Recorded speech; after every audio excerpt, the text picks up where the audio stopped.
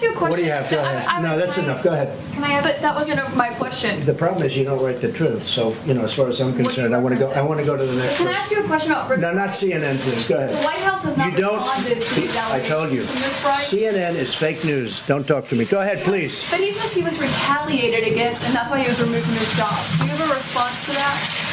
Okay, next question. Mr. President, I have to hire a spokesperson just so that Elon Musk doesn't put out tweets that then confuse federal workers. Are my press briefings not good enough for you, Jackie? You're going to see some young faces in the next Trump administration. The president-elect announced his press secretary is going to be Karoline Levitt. She is just 27 years old. She was a press secretary for his campaign. She was a fierce fighter and defender of his, both on the airwaves, going on all the different shows, and behind the scenes working with the press. So no surprise that he picked her. She was also a super young candidate not so long ago. In the 2022 midterms, she ran for Congress in her home state of New Hampshire. She did not succeed and then went on to work for the Trump campaign. And she's part of that new generation that was actually a big reason why Trump won the election. He won the youth vote by a way bigger margin than most Republicans have in recent years. And now he's bringing those new faces into his next administration. Now, before I take questions, I would like to address an extremely dishonest narrative that we've seen emerging over the past few days. Many outlets in this room have been fear-mongering the American people into believing there is a constitutional crisis taking place here at the White House. I've been hearing those words a lot lately. But in fact, the real constitutional crisis is taking place within our judicial branch, where district court judges in liberal districts across the country are abusing their power to unilaterally block President Trump's basic executive authority. Sure.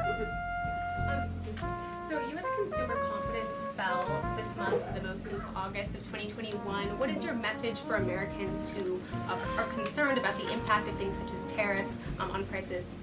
Yeah, sure. Well, thank you for that question. It's obviously an important one. The president campaigned on reigniting the Trump economy and fixing the mess that was created by the previous administration in this country, and they must be held accountable. And something different. There is now a member of the European Parliament from France who does not think the U.S. represents the values of the Statue of Liberty anymore. They want the Statue of Liberty back. So is President Trump going to send the Statue of Liberty back to France? Absolutely not. And my advice to that unnamed low-level French politician would be to remind them that it's only because of the United States of America that the French are not speaking German right now. So the United States asked that. Mary. Hey, thanks, Caroline. I wanted to ask about this video that I saw this morning set to the tune of, I believe, Closing Time, about deportations of illegal migrants. What's the strategy behind the White House's videos they've been putting out on this, and can you kind of talk us through the thinking on these videos? Sure. We are unafraid to message effectively what the president is doing on a daily basis to make our community safer. And the specific video you referenced, I think it sums up our immigration policy pretty well. You don't have to go home, but you can't stay here. Go ahead. Without his consent or knowledge. And that's not just the president or me raising those questions, Caitlin. According to the New York Post, there are Biden officials from the previous White House who raised those questions and wondered if the president was even consulted about his legally binding signature being signed onto documents. And so I think it's a question that everybody in this room should be looking into, because certainly that would propose perhaps criminal or illegal behavior if staff members were signing the president of the United States autograph without his consent. Is on the record talking about issuing preemptive pardons to these people. But was he aware of his signature being used on every single pardon? That's a question you should ask the Biden White House. Is there any evidence on that he wasn't aware of that? You're a reporter. You should find. To the woman in the purple, because I saw you were making a face at my previous answer. So what's going on? Well, actually, I have a couple of questions. At the core of pro-Palestinian protests on college campuses and elsewhere is a demand to end the war in Gaza, a goal that this administration actually supports and has pursued. So why has this not been acknowledged or highlighted even? Because these colleges in these protests have again put out Hamas propaganda. The only reason Democrats have changed their minds on Tesla is because Elon Musk changed his mind on Donald Trump. That's the bottom line. I know AOC, for instance, used to drive a Tesla. I'm not sure if she still does. If she still does, it's because she knows it's a great American-made product. And that's why President Trump was proud to review some of those models at the White House yesterday. He ultimately went with the red sports model. It's actually sitting at West Exec right here at the White House now. But as you said, the president purchased the Cybertruck for his granddaughter, which is a very nice gesture. He campaigned on no taxes on tips, no taxes on overtime, no taxes on Social Security benefits. He is committed to all three of those things, and he expects Congress to pass them later this year. I'm sorry, have you ever paid a tariff? Because I have. That's they it. don't get charged on foreign companies, they get charged on the importers. And ultimately, when we have fair and balanced trade, which the American people have not seen in decades, as I said at the beginning, revenues will stay here, wages will go up, and our country will be made wealthy again. And I think it's insulting that you are trying to test my knowledge of economics and the decisions that this president has made. I'm now regret giving a question to the Associated Press. Past 4 years, we've seen the Biden administration spend money like drunken sailors. It's a big reason we've had an inflation crisis in this country, and it's incumbent upon this administration to make sure, again, that every penny is being accounted for honestly. Why impose this pause with so little notice? Why not give organizations more time to plan for the fact that they are about to lose, in some cases, really crucial federal funding, at least for a period of time? There was notice. It was the executive order that the president signed. There's also a freeze on hiring, as you know, a regulatory freeze, and there's also a freeze on foreign aid. And this is, again, incredibly important to ensure that this administration is taking into consideration how hard the American people are working. And their tax dollars actually matter to this administration. You know, just during this pause, DOGE and OMB have actually found that there was $37 million that was about to go out the door to the World Health Organization, which is an organization, as you all know, that President Trump, with the swipe of his pen in that executive order, is no longer wants the United States to be a part of. So that wouldn't be in line with the president's agenda. DOGE and OMB also found that there was about to be 50 million taxpayer dollars that... Are any officials here preparing to fight Democratic lawmakers in the streets? Absolutely not. So some of these, thanks for the question. Some elected Democrats are so steamed about DOGE. Congresswoman LaMonica McIver says we are at war. Ilhan Omar says we might actually see somebody get killed. And Chris Van Hollen says we have to fight this in the Congress. We have to fight this in the streets. So what now? And may I just point out, if you heard that type of violent, enticing rhetoric from our side of the aisle, from Republican leaders on Capitol Hill, I think there would be a lot more outrage in this room today. It's unacceptable, the comments that have been made by these Democrat leaders, and frankly, they don't even know what they're talking about. Because President Trump was elected with a mandate from the American people to make this government more efficient. He campaigned across this country with Elon Musk, vowing that Elon was going to head up the Department of Government Efficiency, and the two of them, with a great team around them, were going to look at the receipts of this federal government and ensure it's accountable to American taxpayers.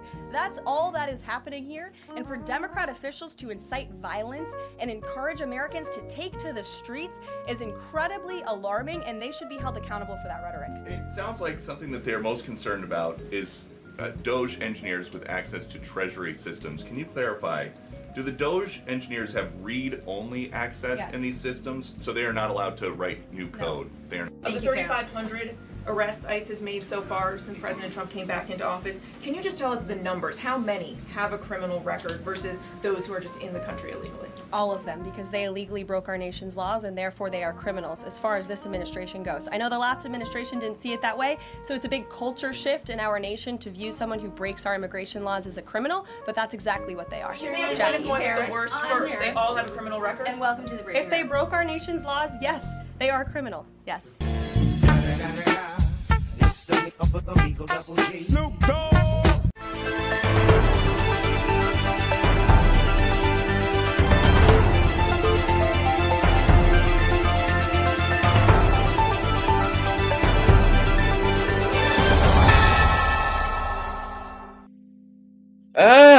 Good morning, good afternoon, good evening. Wherever this video finds you, welcome to Tix. We are back. Had a good, lovely weekend. Nice and quiet. Nice, quiet Monday. I hope you all had a good, quiet weekend too. So I was, before we get into this, I was talking with my father today. We were out on the patio watching TV. I was introducing him to some of the new voices of Black media. And they were talking about how messed up and crappy the Democratic Party was. And it was funny, like while I was playing the videos, he's listening to everything that was going on. You know, you've got the girls that were dancing at the graduation and you know, and other bad behaviors, like the woman who went behind the counter of the chicken place and started fixing her own food and everything. And he was like, what the hell is wrong with people? And I was like, yeah, exactly. And we got to talking about the Democratic Party and what it stands for and everything, because, you know, he spends his days watching baseball. He's not as active and involved as I am. So I was just giving him a rundown and he just thought everything was crazy. And he was trying to figure out, one of the biggest things that he was trying to figure out was, because keep in mind, he had been away from a lot of stuff. He had no idea that people were calling Trump racist, but he was like, well, in the, you know, 80s and 90s, everybody was kissing his ass, you know, even up to the early 2010s, like people were kissing his ass. What made him racist? I said CNN made Trump racist.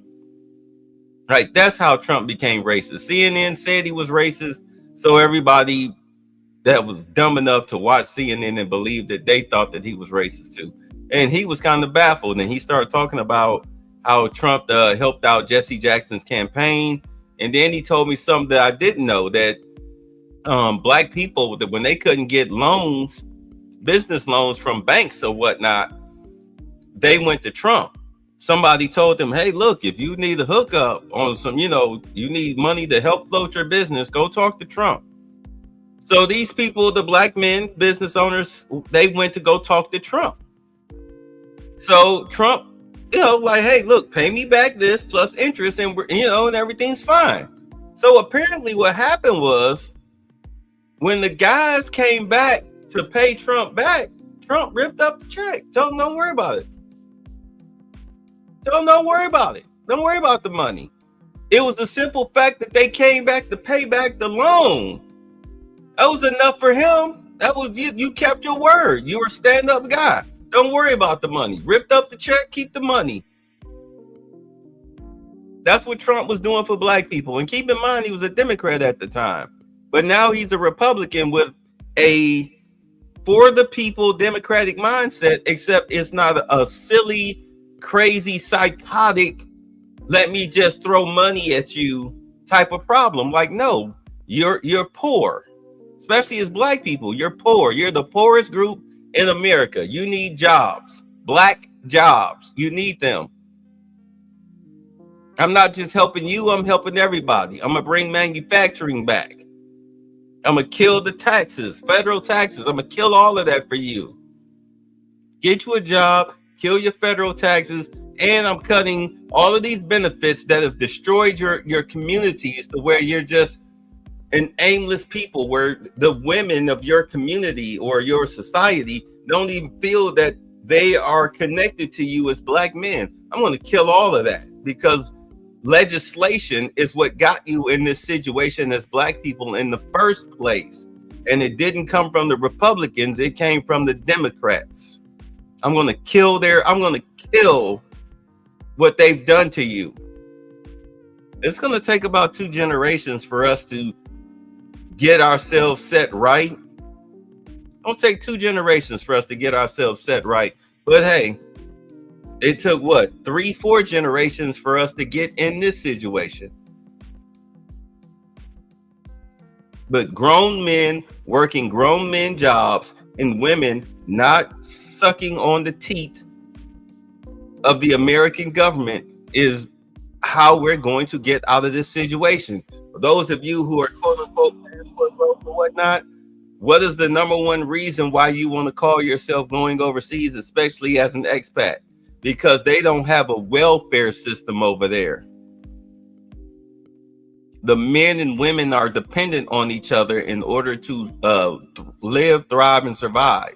You can't do that here if the women are sucking on the government's teeth. They don't value you as long as the government provides them safety nets. Especially with the new law where children that are over the age of 7, and I mean, just to show you how dumb black women are, not all, but too many, they're under this auspice that a child over 7 is no longer dependent. So therefore they think, oh, Trump's about to make children go to work. No, you stupid idiot. You're no longer a government dependent. Do keep in mind that a lot of women over the age of 40, they become homeless because the supplementary income, be it from child support or government assistance, runs out because the child is 18 now. That supplementary income is no longer being paid. Why do you think that chick is mad that the basketball player, not only did he sign away his rights to his child, but he also wants to pay his 2.1 million whatever child support? He wants to pay that up front. He wants to pay it up front instead of dragging it out for 18 years so that way she can come back and modify it if you get a new contract and all. No. I'm gonna pay this 2.1 million up front, and whatever you do with it is up to you. But you do know, if you give a financially illiterate gold digger $2.1 million with a newborn to take care of, she'll be lucky to go 2 full calendar years with a penny to her name. With a penny to her name. She'll be out here like Umar. Hit the cash app, hit the cash app. Oh no, it's PayPal now. Hit the PayPal, hit the PayPal, hit the PayPal, hit the PayPal.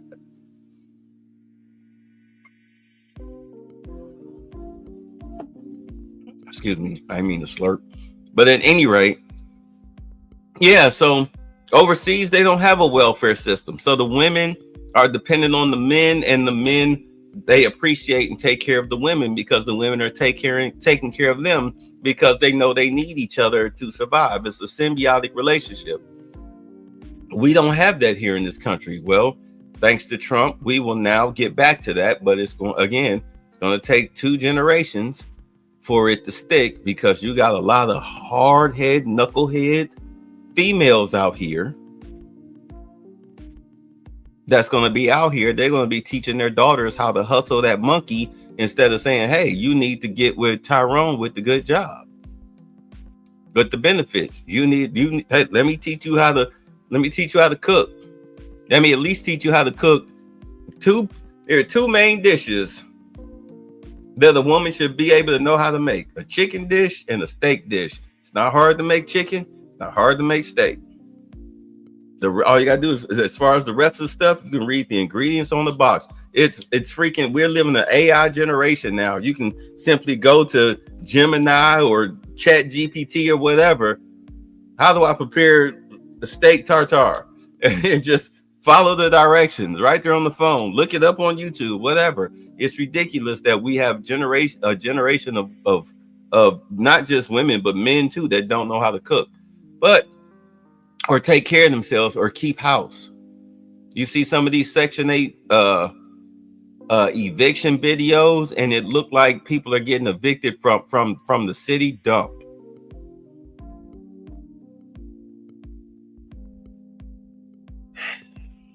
At any rate, yeah, so my father and I, we were talking about it, and he was just thoroughly disgusted by what he was seeing. So we sat there and watched those videos on YouTube. He was thoroughly disgusted. Thoroughly disgusted. We talked about Bobby Hemmett, how he fell off after he betrayed us, listening to some other goofy chick. We talked about him. We talked about Steve Coakley. Talked about him, how he played himself.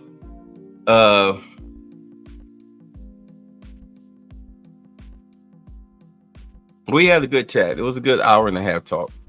But at any rate, let's get on to this. Let's go.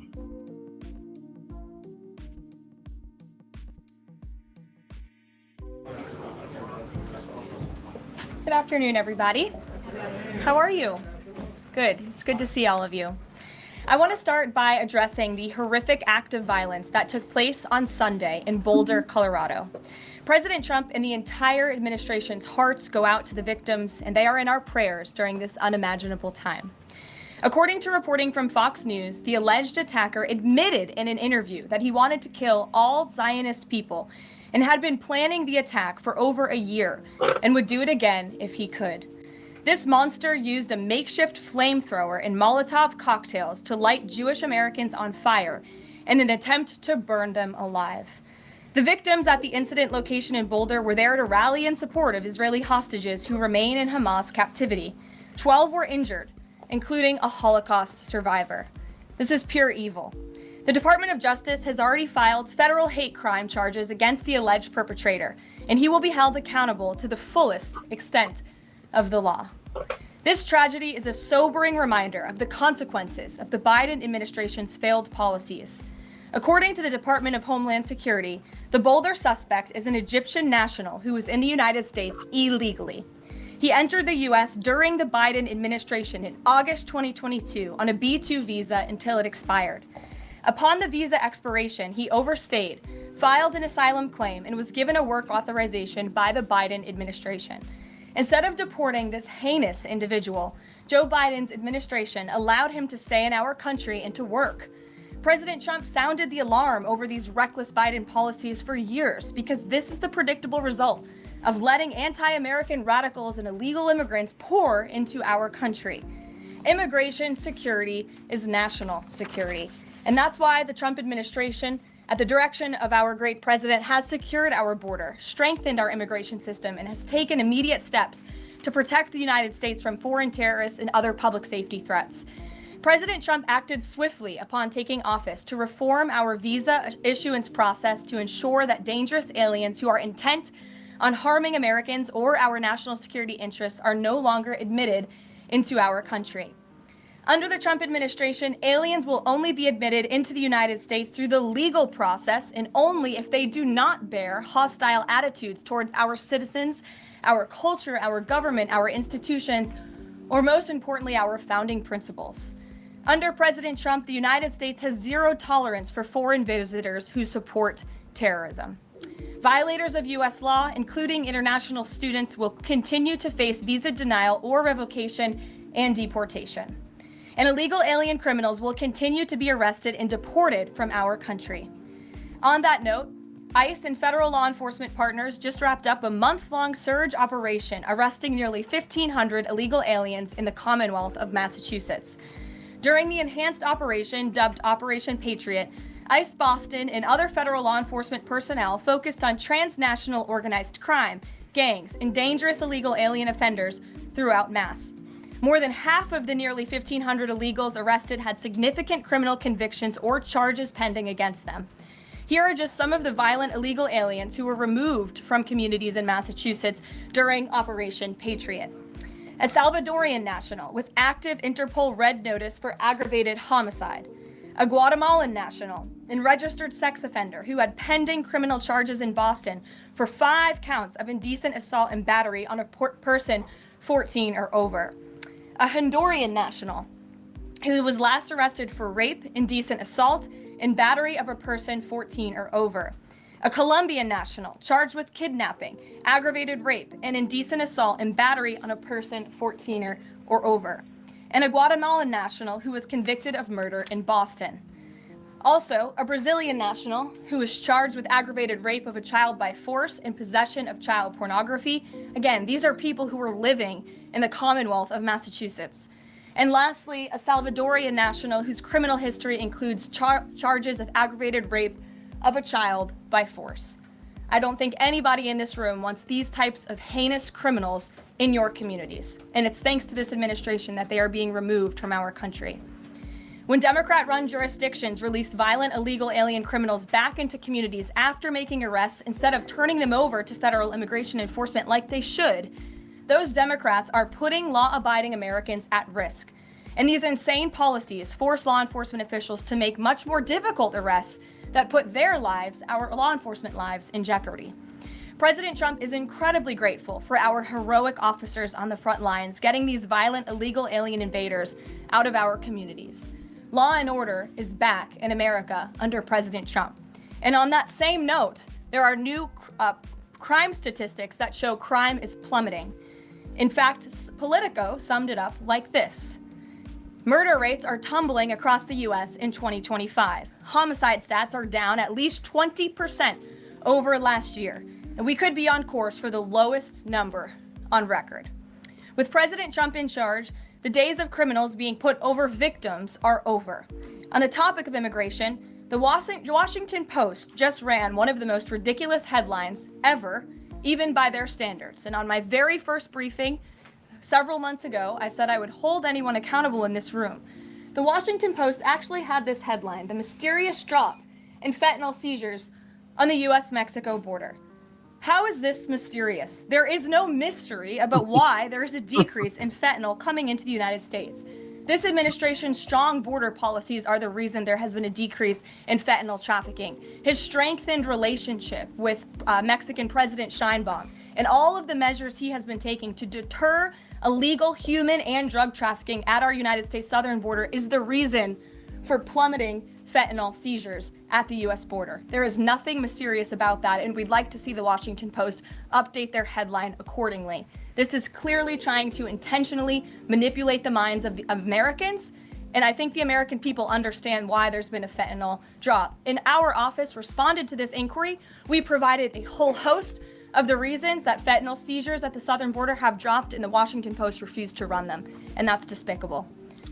You know what's funny is that I had a video that got a lot of traction where I think the CEO of CBS or whatnot gave a commencement speech where, you know, Donald Trump is suing them for $20 billion. And he's going to win the case. He's looking to win the case. And the head of programming or whatever, some chick, she quit because CBS is looking to settle the case. $20 billion would destroy them. And they're trying to sell it. They're trying to sell CBS, in case you didn't know. They're trying to sell CBS Paramount. Just like MSNBC is up for sale. Because the advertising revenue is not enough, because the viewership is trash. It's in the garbage. Because the media, alphabet media, lies to you. Mainstream media lies to you. So I had a bunch of people in the comment section who were trying to say that, was it Scott Bessie or whatever? He was trying to say that free speech is under attack. Trump is attacking free speech. No, you're getting sued for $20 billion because you lied. You doctored up the Kamala Harris interview to try to make her sound competent instead of just playing the interview as it was. You lied. The thing about it is that CBS was taking federal money.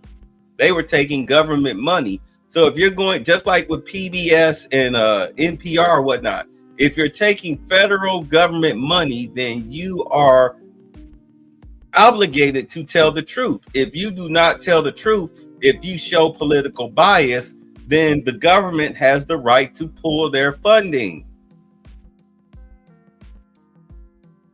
Flat out. So not only did Trump pull the funding, not only from Politico and other media outlets such as CBS, PBS, NPR, all right, and other organizations. This is why you notice that their numbers have plummeted. This guy was trying to say that, well, the law, that it's an attack on free speech. I was like, if it was an attack on free speech, he wouldn't be holding press conference every time he signs executive orders or get ready to jump on Air Force One or whatever little thing he does. There's always at least 20 reporters around him in the White House. it's a very transparent presidency. Not only that, as he said on day one, he opened the press up to people like me. I mean, Tim Pool was sitting in the main chair.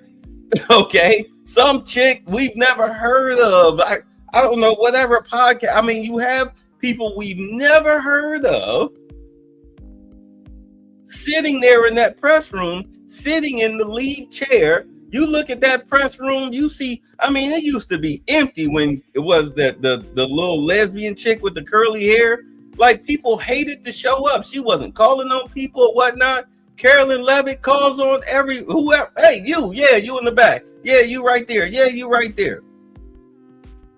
Let's try to give everybody a shot.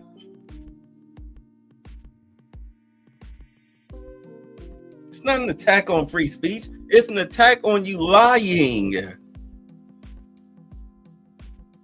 But you had people in the comment section just, he was right. He was right. The guy, the CBS guy, he was right. No, he wasn't. He's a liar. But that's the thing with Democrats. You're so low IQ that you support not just criminality, but you support liars. You support scumbags. That's why so many of you are getting locked up for harboring fugitives and getting in the way of ICE. It's pathetic. It's really, really pathetic.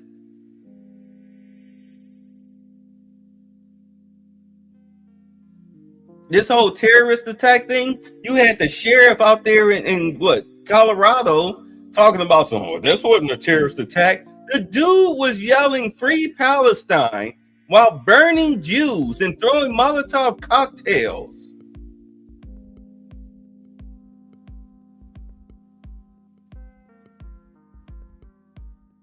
If that's not a terrorist attack, then what is a typical day in Denver?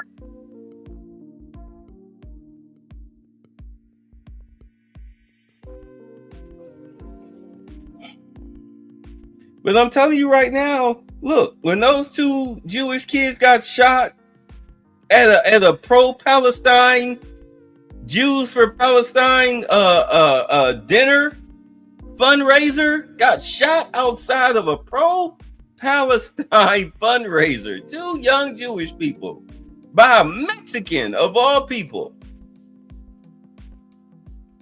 And now you turn around and do this? Look, there's a reason they allowed the removal of 500,000 Venezuelans, Argentinians, or whatever. The reason why the Supreme Court said, no, go ahead, kick them out. Now you got this situation with Harvard. They want to know what's going on with these Chinese nationals and these Palestinians, these Middle Easterners or whatnot. Harvard's trying to protect them. Excuse me, you take government money. The only reason why these kids are here are because of us. We need to know what the hell they're up to. You don't want to tell us? Fine. You don't have to tell us. But guess what? You get no more money, and we're revoking their visas. You got them taking over campuses and everything. Got the student bodies screaming "Free Palestine" and harassing people. Look. I was talking with some people Monday, and the question was asked. The girl asked the question: if my boyfriend is telling me that I'm wrong and I need to apologize, should I apologize? And the guy was like, no. And I'm like, hold on, wait a minute. Well, put the girl in his shoes. The way that she's acting towards him, would she appreciate if he was acting that way towards her? If the answer is no, then you should apologize. But even if the guy does feel offended, this is your mate. So you mean to tell me you're going to gaslight him and be a bitch? And not, hey, well, for the sake of the relationship, hey, I'm sorry. If you don't like that I'm doing that, then okay, cool, I won't do it. My bad, I didn't know you were offended. That's called being a human being. That's called being an adult. Only a child digs their heels in the sand and becomes defiant over trivial matters. That's an immature mentality.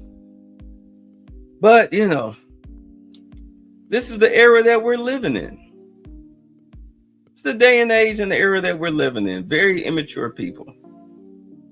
Very immature, self-centered, psychopathic, narcissistic, low IQ people who think that doing whatever the hell they want to do is A-okay and nobody should have a problem with it. Matter of fact, you should celebrate their degeneracy and criminality. Just like that dude, one of the dudes that escaped from that Louisiana prison, this fool's making a video in somebody's house talking about how he's innocent and all of this stuff. And I'm like, I don't know whose house he was in, but whoever's house he was in, they're getting ready to go to prison for aiding and abetting an escapee. That was very stupid of you. You really thought that they wasn't going to find you? This is 2025. They can find you, okay? They can find, if the local criminal, if you can go ahead and go live real quick or post a quick video or whatever as a celebrity, you take a selfie and there's like maybe something in the background, you know, you outside or whatever, or even inside. If the local stick-up kid can find you, blow your brains out and steal your jewelry, you think the FBI, you think the law enforcement can't find you? Really? You think they're that dumb that they can't find you? I can find you, but the FBI can't. That's what I'm supposed to believe, right? Okay. I swear, man. Anyway, let's get back to it. In other news, positive. Oh, but my point is that, as I said, the Jews have entered the chat, and those of you who are old enough to know that the Jews do not fuck around, they are the original FOs when you mess with them, because they have a never again mentality. Not us. We just run our mouth, but we are very powerless because we never did anything to give ourselves economic strength. We just took welfare checks in Section 8 and thought that was, you know, what, I guess reparations for poor people? I don't know. But they built themselves up they pulled themselves up by their bootstraps for real. Took control of banking, finance, and became captains of industry. We did none of that. Well, we tried, but you know, Democrats burned down our city, so therefore we just decided to give up, fade out, go our own way instead of strengthening us. But you know, you send a lesbian, man-hating feminist into a black community, and next thing you know, the majority of your women are lesbian, man-hating feminist ideologues selling pussy rather than baking cookies.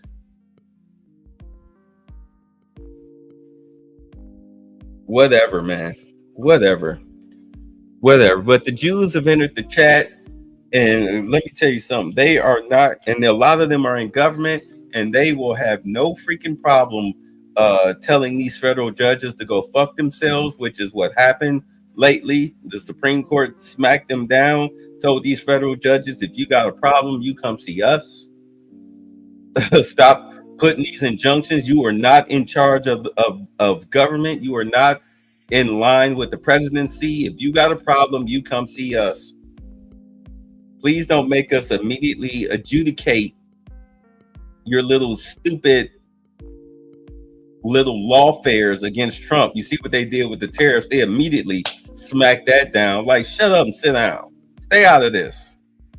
This is Washington business, not some moron in Oklahoma. You have nothing to do with this. Stay out of this. This is federal government business. You deal with what happens in your state on a federal level. Let us run the country, not you. You don't tell us what to do, stepson. They're done with. They're tired. They got tired with that, and the Jews are letting these people know. No, get these illegals out of here. Get them out of here. Get them out of here. If you got to raid work sites, I don't care. Whatever. Get them out of here. Get them all out of here. We're done playing, especially the ones that are pro-Palestine. Get them the hell up out of here.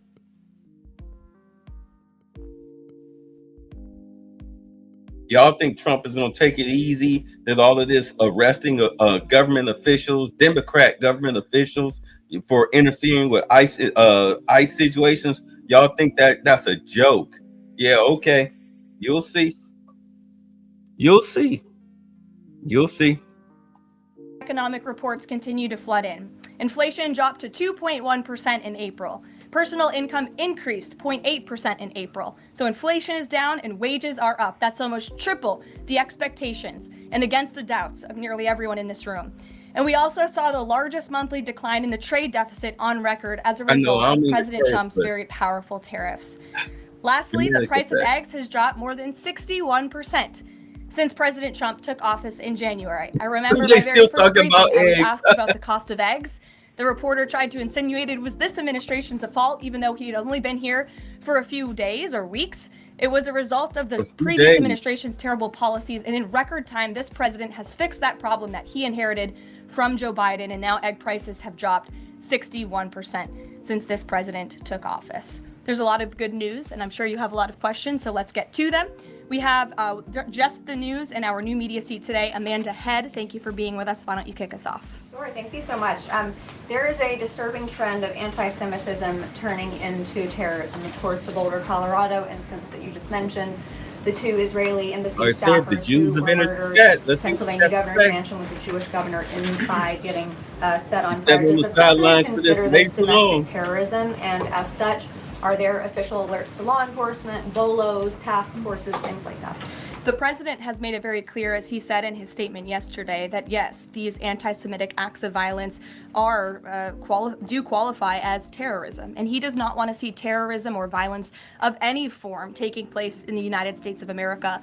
And as for specifically anti-Semitic terrorism and anti-Semitic acts of violence and those that are targeting Jewish Americans, this administration has done more to combat that violence than any administration in history. And one incident is one too many, and I think frankly that's something the previous administration was not willing to say. This president will stand up for Americans of all religions, of all faiths, of all creeds, and we will continue to look at policy measures and actions that we can take in addition to the actions that have already been taken to curb this anti-Semitic violence. And to Jewish Americans at home, across the country, this president has your back.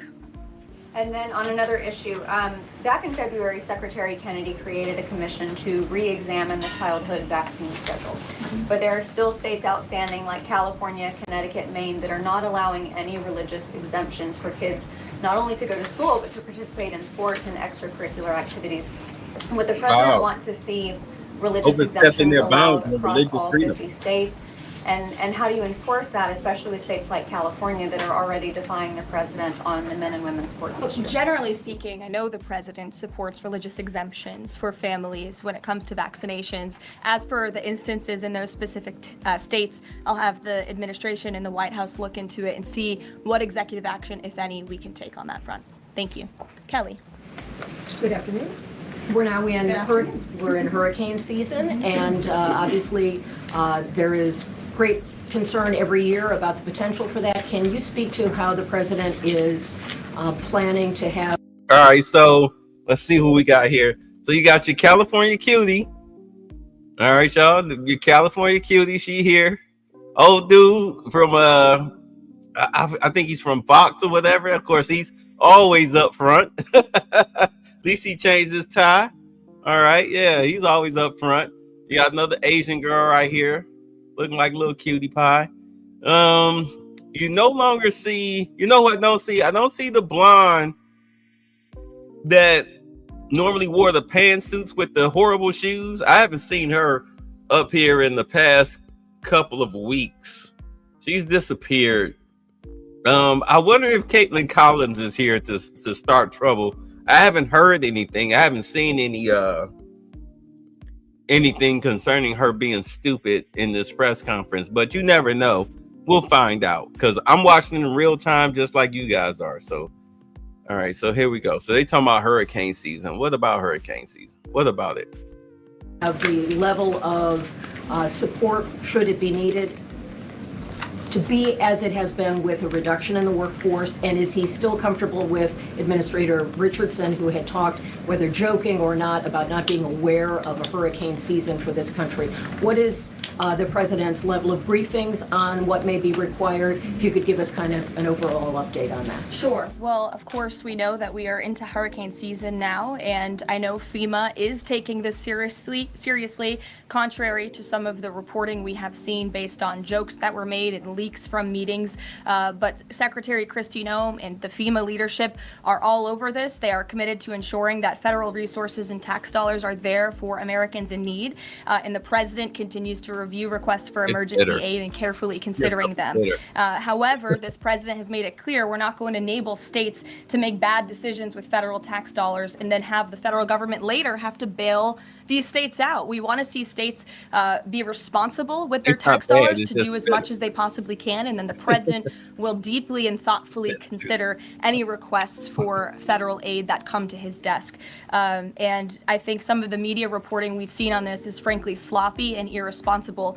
There are serious people who are taking this issue seriously, starting with the president himself, who, as you know, on his first domestic trip back in office, visited both North Carolina and California, both of which were, of course, hit by natural disasters when he wasn't even president, but he took ownership of that and visited those places and those people immediately. Is it Brian? About hurricane season appropriate, though, now that this is serious business, as you talked about? It's serious business, Kelly, and I'm not going to engage in such fodder with a question like that. Brian? Thank you, Caroline. Reuters was reporting that there's a letter that is meant to be sent to other countries, which would give these countries a deadline of Wednesday to produce their best offer on the trade matter. Why does the administration feel the need to send this letter? And I have one more follow-up on trade. Sure, I can confirm the merits and the content of the letter. Oh, wait, stop, hold on. I saw her. She's here. There she is. There's Caitlin Collins. Let's see if she asks a stupid question today. This letter, and I have one more follow-up on trade. Sure, I can confirm the merits and the content of the letter. USTR sent this letter to all of our trading partners just to give them a friendly reminder that the deadline is coming up. And they are in talks. Ambassador Greer, Secretary Bessent, Secretary Lutnick are in talks with many of our key trading partners around the globe. As you know, Brian, I know the Wall Street Journal has covered this quite heavily. And they continue to be engaged in those discussions. And this letter was simply to remind these countries that the deadline is approaching and the president expects good deals, and we are on track for that, I will emphasize. On the trade side, though, when the deal with the United Kingdom, there was this idea of a reprieve for... Yeah, they have. Okay, so because I was watching this, like I was talking to my father about this today. We talked a lot. We talked about a lot of stuff. They have countries have until July 8th until the tariffs deadline, boom, goes into effect. As I was explaining to him, because he doesn't even watch the news anymore. He's more into baseball and Star Trek reruns or whatnot. I mean, the guy's 78 years old. He cares less about this stuff. But we were watching, we were talking about this. We were watching, crap, hold on. I want to make sure I get the guy's name because I like to give people their credit if I can. But we were watching a YouTube commentator. Let's see here. Is it Kingdom Reacts? I think it was Kingdom Reacts. Let me see. Hold on. Let's see here. Let's see. It was. It was Kingdom Reacts. We were watching Kingdom Reacts, and they were talking about the tariffs. And I was explaining to him, I said, when Trump first hit the countries with the tariffs about 2.5 months ago, whatever, he hit everybody with the tariffs. And then after a week, he took them off. And then in negotiations, he gave them 3 months until the tariffs go back into place. So you had 3 months as a country to negotiate your tariffs, and for any corporations, I know, and I sound like a broken record when I say this, because I mean, people still are not getting it because they're not being up to date on what's going on. I know I'm trying not to slam my folks, but there's a reason why I do these videos. I keep doing the press conferences and everything because I'm trying to tell y'all what's going on, because CNN, MSNBC, ABC, NBC, CBS, etc., they lie to you. They don't tell you the truth. They lie to you. So he gave these countries 3 months to get their stuff together to negotiate the fair tariff deal between the United States and themselves. A lot of countries are doing the whole 10%, like lower level countries or whatnot. They're doing the whole 10 for 10. But you take our products, we take your products. You know, they're opening up trade, not just in the tariffs, but also in commerce, as far as like goods and services. India, China, the UK, you know, like there are 18 countries that we really need to seriously do the whole tariff thing with, as far as like not just in commerce, but in goods and services. So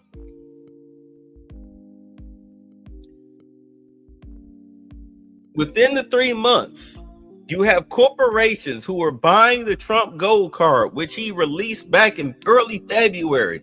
He said, hey, look, you buy my gold card. I know, whatever, you buy this Trump gold card for $5 million. And other countries do this too. They sell citizenship, quote unquote, or corporate citizenship, quote unquote.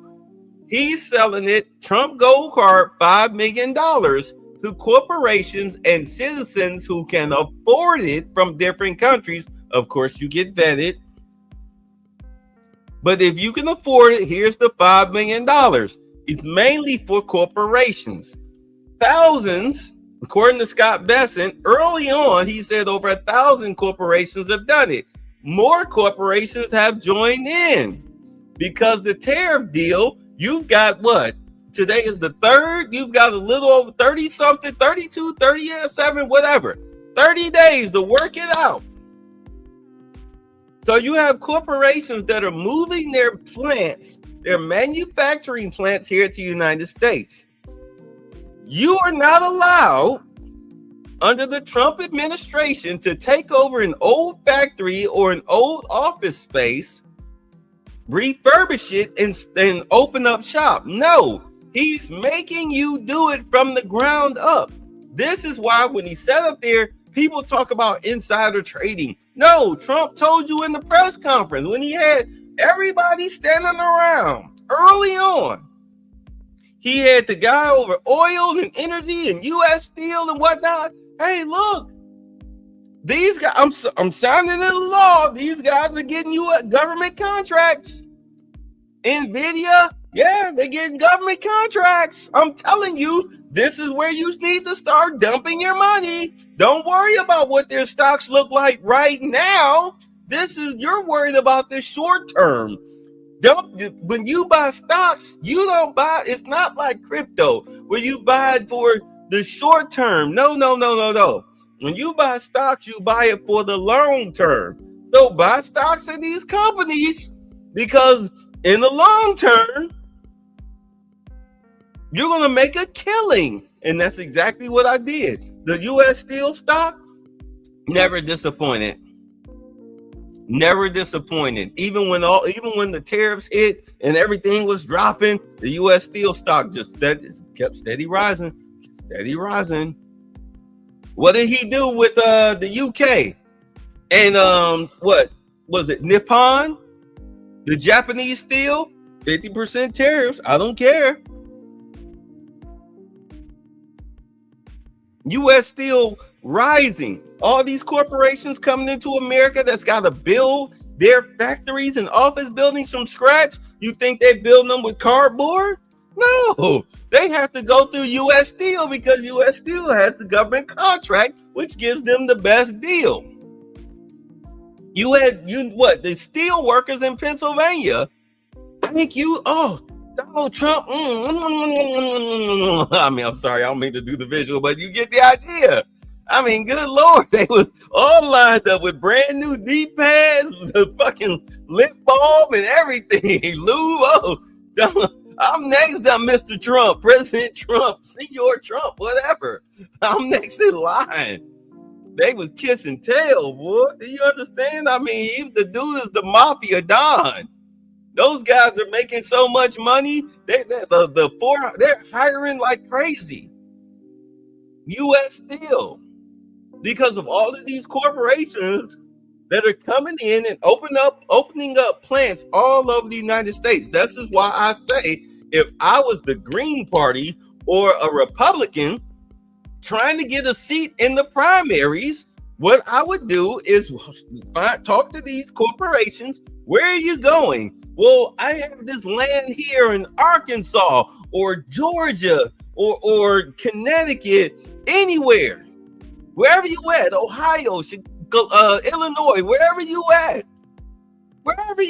Yeah, what you need? We got this right here in freaking what? Texas, Kentucky, Idaho, Alabama, Tennessee, okay, Utah, Washington State, wherever. I got everything that you need. Tell us, what type of employees are you looking for? Well, let us handle your job fair. We'll run your HR department. We'll get qualified applicants. We'll go through that whole process for you for a nominal fee, of course. We'll go through that whole process for you. And therefore, when you're ready to open up business, we'll do the orientation for them and everything. All you got to do is unlock the doors and you'll have a workforce ready to go. And I'm documenting everything. I'm not gonna do the drunk girl crap on my TikTok. I'm sitting up here on my TikTok. Yeah, so come down to the Kroger's on 55th and Kinsman. We're holding a job fair. We've got this new plant opening up. It'll be ready in 3 months. If you are, any type of forklift, picker, whatever, it doesn't matter. If you want a job, come on down here. Bring your resumes. You're ready for your applications. We got plenty. If you mess up, we'll give you 2. If you mess up one, here's another one. Don't be afraid to ask us. Let's do it. We'll check your references. Boom. You're in there. White collar and blue collar jobs. Truck drivers. We need truck drivers. We need forklift operators. Whatever. Secretaries. If you know Windows Excel, we'll train you. Come on down. That's what I would do if I was a politician, no matter what party. I'm taking advantage of these gold card jobs coming in, and I'm getting my constituents employed. Vote for me. Come to primaries, November 26th, whatever. Don't forget, Bay, Mr. Bay, Uncle Bay, whatever. Don't forget me. I have a picture with my sleeves rolled up, holding a sledgehammer with a hard hat. Yes, tie pulled down. I'm for the working man. Yeah, that would be my campaign slogan. I'm here to get y'all jobs.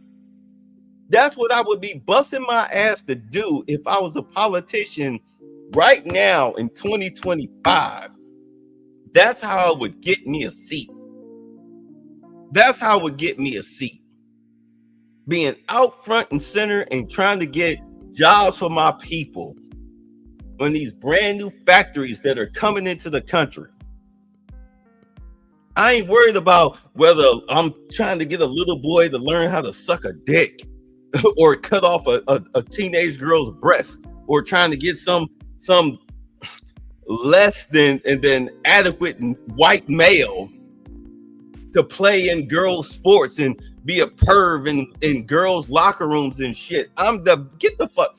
I ain't trying to protect no illegal mother. Get the fuck out of my country.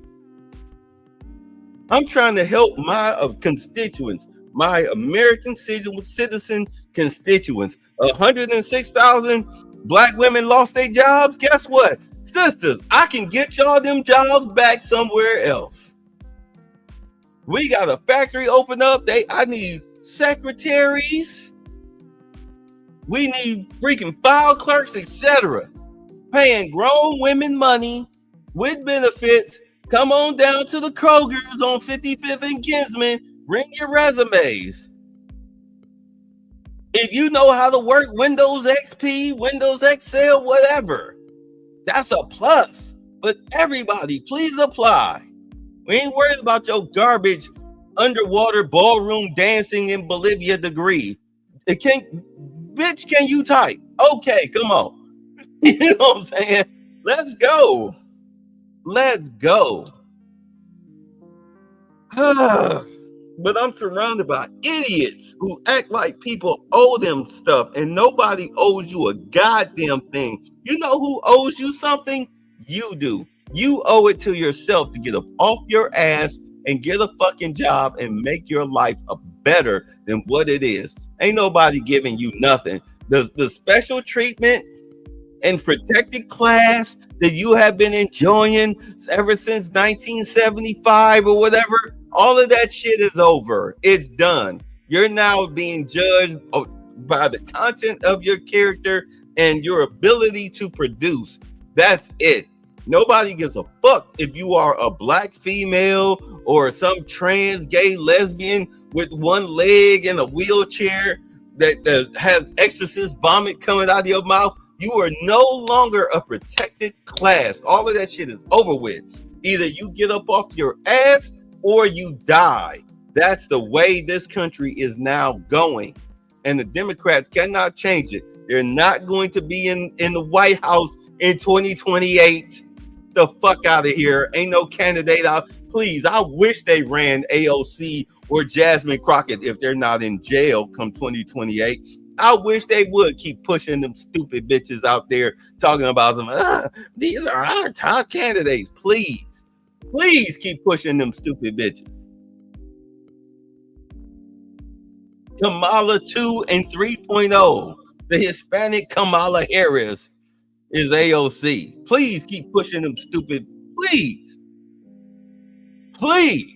JD Vance will moonwalk into the White House. It'll be between, you know what? It's really, in all honesty, when you look at it, it's between him and Mark Rubio. But I think that Vance has a better shot because he's the VP. And he's more, don't get me wrong. Mark Rubio is very well spoken. He's a very direct, very over the head guy. But JD Vance, he has more of a Midwest flyover state type of appeal. That beard and him being from Ohio and the way he comes across and everything, because he doesn't stumble, he doesn't fumble, he's very direct. He has a wholesale appeal than Mark Rubio. But I could see Mark Rubio possibly being his VP, if not Tulsi Gabbard. But I can see that. I can see him and Mark Rubio on the same ticket, if not Tulsi Gabbard.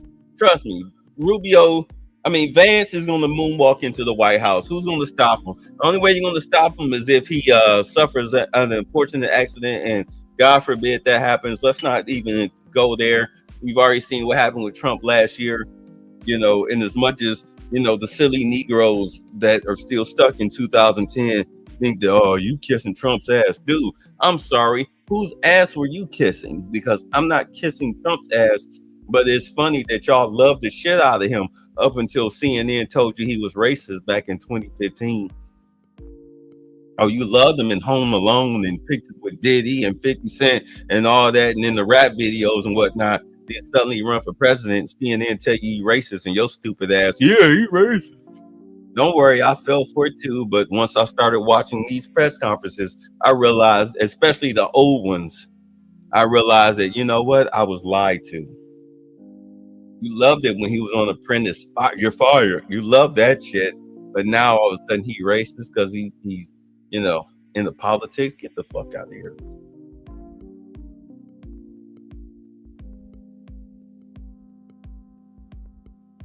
I love his policies. They are beneficial to everybody, especially black people. At the very bottom of the economic totem pole of this country is us. When he said black jobs and them stupid nigga bitches, and I said it at the NABJ, especially that lead one. What do you mean black jobs? What do you mean? You are the least educated group. I don't care how much you went to college. The degrees you all get are the equivalent of underwater basket weaving. You're a bunch of educated dummies. Look how you 92% for Kamala Harris. Really? Because she said you can have an abortion? I hate to tell you this, you dumbass, but the Biden administration kicked abortion down to the states. There's nothing Kamala Harris could have done as president. I can't even touch it. And I'm the president now. Have I talked about it? No. You know why? Because I can't touch it. It's up to the individual states. It's the states' right issue. I have nothing to do with it, which is literally the best way to handle it. You wanted the federal government out from between your crosshairs? We're not in it. We're not in it. But you voted for her because she's a black woman, but we're the racists. People are morons. As much as, oh my God, don't get me started on the whole white husband thing, but you know.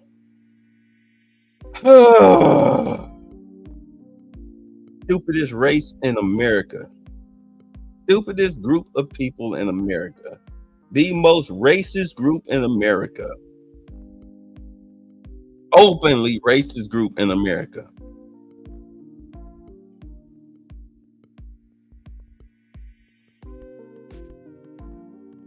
This presidency is equaling the playing field.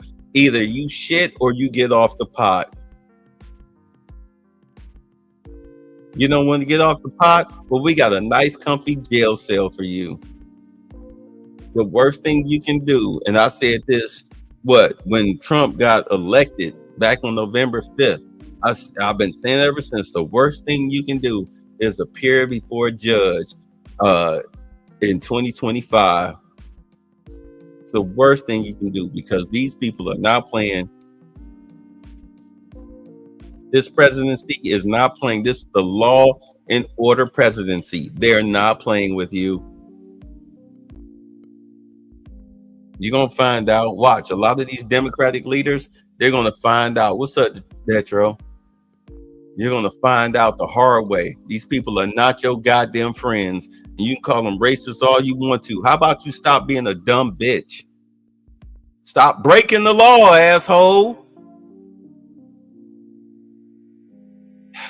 Any rate, I'm sorry. I know I'm going off on the tangent. I ain't talked to y'all in 3 days. But here we go. Let's go. On the auto tariffs.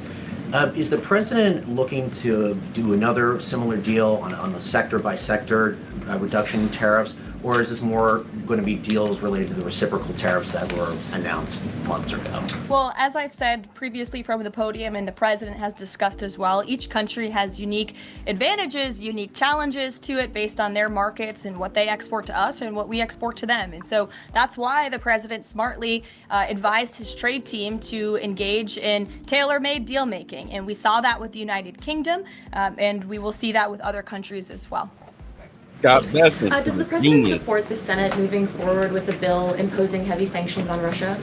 Look, the president has spoken about his position on sanctions on Russia. He has smartly kept this as a tool in his toolbox if necessary, but I think the Senate and everyone on Capitol Hill respects the president as the commander-in-chief for a reason. And as you know, Russia and Ukraine engaged in direct talks yesterday. That was at the encouragement of this president when he spoke to both leaders of both countries via phone just a couple of weeks ago. And so I would just like to remind everybody how far we have come in just 4 months. I mean, it was inconceivable last year at this time for Russia and Ukraine to be engaged in direct talks. And it's because of the president's insistence and determination to get this war to an end that these countries sat down yesterday. So he's willing to use sanctions if he needs them, and the Senate and the Capitol Hill understand that the president is the commander-in-chief and he's leading United States foreign policy as he should. All right, so they just touched on the Russia thing. Let me break this down to y'all. What's going on with this Russia-Ukraine situation? All right, because Ukraine keeps attacking Russia, especially this weekend, where they destroyed all of those B-52 bombers in Russia. Let me explain to y'all what's going on. Lindsey Graham, that piece of shit senator out of South Carolina, is out. He's out in Ukraine right now. Remember when Zelensky came to the White House earlier this year, and he would call himself trying to beg the president for money and show pictures of, oh look, they're killing, and Trump was like, you don't have the card, all of this stuff, get the hell up out of here. Lindsey Graham met up with Zelensky and gave him the game plan on how to talk to Trump, and it backfired. Well, Lindsey Graham is out in Ukraine. He's the reason why Ukraine attacked Russia's airfield and destroyed their B-52 bombers with drones. This dude is violating the Logan Act. He's acting like the president out there in Ukraine. And the thing about it is that Zelensky is such a dumbass. He's so hungry for power. He wants to, quote unquote, defeat Russia so bad with his shitty little country that he let Lindsey Graham talk him into attacking Russia's airfield. You notice Russia hasn't responded because Trump jumped on the phone like, hey, look, I understand what's going on. And even Russia said, before we even do anything, because keep in mind, Trump did call Putin. The last time Putin attacked Ukraine, he called Putin like, dude, what are you doing? And he was like, yo, they tried to kill me. Well, they tried to kill me with these drones when I was in my helicopter. Luckily, we shot them all down. But I had to show them something. Keep in mind, they could have, this quote unquote war could have been over 2 years ago if Russia really wanted it to. Keep in mind, they are the second greatest military might on the planet behind the United States. I don't know why people act like Russia is some punks. So they just roughed them up a little bit. It's like if your little brother, he break your favorite record, you go in, you speed knot him up real quick, but you ain't really trying to like beat him up like he a dude in the street. No, but you gon' lump him up real quick. That's what Russia did to Ukraine. So now Lindsey Graham got Ukraine attacking the Russian airfield. Whew. So Trump called him and Putin talk, said, hey, look, we're going to get to the bottom of this. Russia was like, yeah, we're going to get to the bottom of it too. But we find out that this is one of your people, then what the hell are you going to do about it? And Trump was like, don't worry, I'm going to do something about it. But he called Lindsey Graham. Lindsey Graham, get your bitch ass back home. Why the fuck is you over there on American taxpayer money over in Ukraine getting this little midget hyped up to attack Russia? Are you fucking stupid? Get your bitch ass home. Lindsey Graham might get charged. I know he's a Republican, but he's a piece of shit. And he might get charged for violating the Logan Act. Just like the morons that went to South America trying to dictate policy to El Salvador Drake about that damn MS-13 gang member, Abrego Garcia. I shouldn't even know this. No, none of us should know this guy's name. But this dude is seriously in direct violation of the Logan Act. He could be charged. I don't know why people think Trump is playing with him, but by the way, Kash Patel, the last nominee that Democratic Congress held out trying to appoint, he's almost done with his lie detector test. It's almost done. He's almost got an FBI department that he can trust. But at any rate, when he get back, Lindsey Graham might be charged under the Logan Act. He might be charged because he's trying to force this war because he wants, understand, Zelensky wants us to fight Russia on his accord.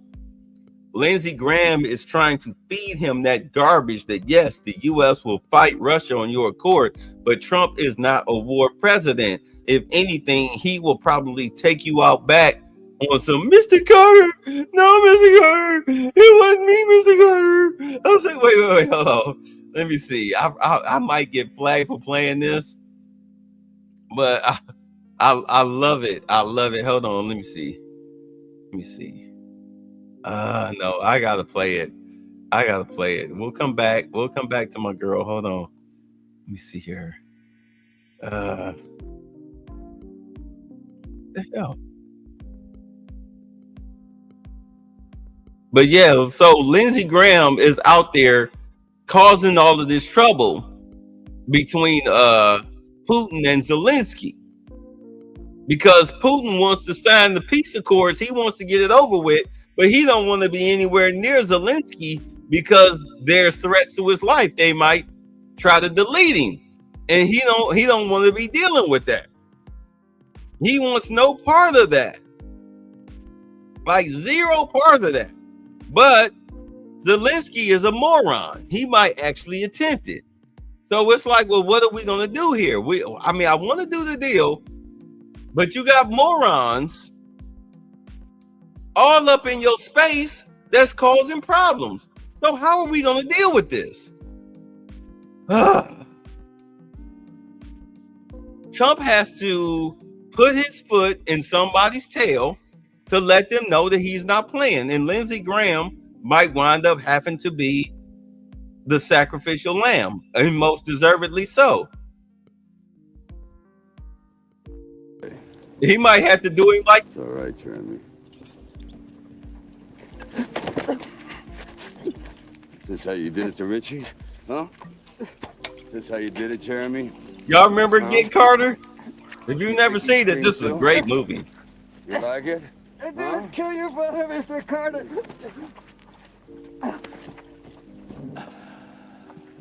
Get up. Mr. Carter, listen. Get up. You're making a mistake. Move. Please listen to me. You're making a mistake here. Cyrus told me that your brother was going to go to the police with this disc. And he said if he went down, I'd go down. Okay? And I didn't know what to do, Mr. Carter. So you had him killed? No. I just said to him to get the disc back. That's all. I swear to you, I had nothing to do with it. I swear to you, I just told Cyrus to go and get the disc. I told him to get the disc and that our business together would be over. That's all. That's all. Mr. Carter, I swear to you! I swear to you! I didn't do anything! I didn't kill him, Mr. Carter! Please believe me! He said if I said anything, he would ruin me! And then you came along and... Please, Mr. Carter! Please, it was Cyrus! He killed your brother and Geraldine, not me! He said he was working with some guy. It was them. They did it! No more talking.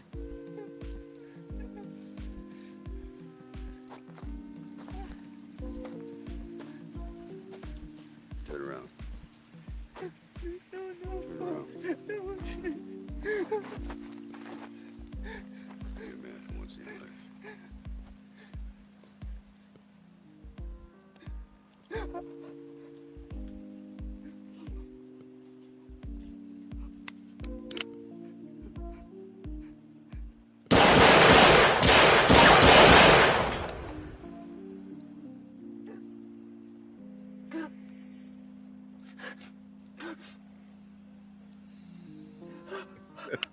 He was scared shitless.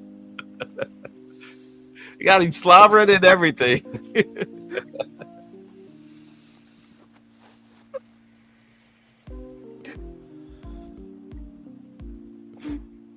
I'm gonna do something for you. Nobody ever did for me. I want to give you a second chance.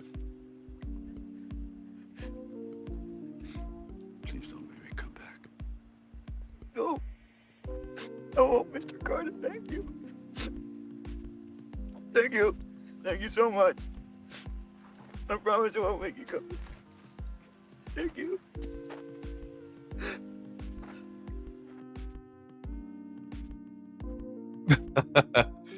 That's from the movie Get Carter. That movie is good. That's probably one of Sylvester Stallone's best movies, where he's not playing Rocky Balboa or some muscle-bound Rambo type of dude. He was like he was an enforcer for the mob or whatnot. And what happened was his niece wound up getting drugged and raped for an adult film. All right, because it was a whole operation that was going on. The movie takes place in Seattle. It was a whole operation going on, and like his brother was murdered. So he went to go investigate the murder, and he found out what was going on. You know, that his niece was drugged and raped for an adult video. There was like a whole operation going on. You know, like how GDP. Y'all know, if y'all know GDP. Yeah, y'all know what happened with those guys. Them three guys are serving. They're practically serving life sentences. You know, not because of what they did on film, but it was what they did off camera. If y'all familiar with GDP, you know what I'm talking about. Those guys they pretty much doing life sentences for what happened off camera. But it was pretty much the same thing, except Sylvester Stallone went and got revenge. You know, because I love that scene. But that's what you're looking at concerning Trump with Lindsey Graham and Zelensky. And I mean, Lewis, he called it. He said, I don't think Zelensky is going to make it past 3 months. I mean, we're like a month and maybe a week or so in since he said that. And Zelensky is listening to Lindsey Graham. Lindsey Graham is saying, dude, you're trying to spark World War III. I posted this, and of course, the dummy crats on my TikTok. Oh yeah, go Ukraine! Like, what do you mean, go Ukraine? Don't you understand? If Russia escalates this, the United States has to. If the United States take physical action against Russia, then Russia is going to take physical action against the United States. You're talking about an escalation that's going to result in mutual destruction. Why the fuck is your dumbass rooting for World War III and your own death? How stupid are you?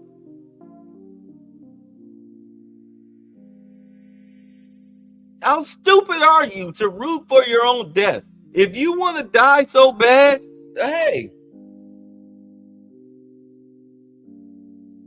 you don't need a nuclear bomb to do it. At any rate, let's get back to this. But yeah, that's what's going on with Russia and Ukraine.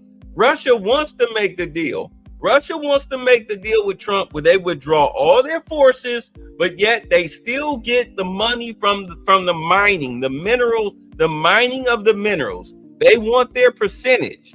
Even if they have to do their own digging, they don't care. Let us do our own digging. Give us lands to do our own digging. We're good. We'll withdraw our forces. Ukraine can stay Ukraine. We don't have to annex them. But let us do our own mining, and we'll split our mineral rights deals. We'll split the profits with Ukraine. That's what Trump is like. Okay, cool. Let's do it. But Ukraine doesn't want to deal with that because Zelensky, little modern day Napoleon, wants it all for himself. You tried to join NATO, that wouldn't happen. You ran to the EU, South Africa, all the United States trying to get us to back you to defeat Russia, and all of us said hell to the no, especially the UK. The UK, please. They can barely muster up 20,000 troops. You lose about 15 to 2,500 troops a week. And none of the troops in the UK wants to fight for the UK with everything going on over there. They're looking like us if Kamala Harris would have won the presidency. I got a friend. She's over there in France, her and her brother. I'm like, girl, you better be careful. That's France. Do you not understand how France is falling? All of a sudden now you've got the riots going on in France. I haven't heard from her since the riots started. She did 2 live videos. I haven't heard from her since. And she's over there with her brother. And I mean, what can her brother do against a band of marauding Muslims or Africans with knives? What are you gonna do? I'm hoping that nothing happened to her, that she's on her way back to the United States. She's shaking up, maybe taking a couple of days to get her bearings, or she's somewhere safe. That's what I'm hoping. Beautiful young girl. Please don't get hurt out there. You and your family. I'd hate for your mom and dad to be mourning both of you. Got your whole lives ahead of you. But France and the UK are falling. And Zelensky think that the UK and the EU can help? No. That's why Trump stopped funding NATO. We're all done with NATO. No. Hold your own too. Hold your own nuts. Stop looking for us to help. We got our own problems. We're trying to correct our problems. You need to correct yours. They trying to blame it on some soccer game as far as the destruction that's going on in France. But the destruction, the rioting and the burning and the looting started before the games even got underway. Oh, y'all didn't know? Well, that's why you're here. Y'all didn't know that, did y'all? France is under siege right now. Under siege right now. It's being destroyed by immigrants. Can't even call them illegal because they let them in. They're being destroyed by third world country degenerates right now, and their government is seal clapping it.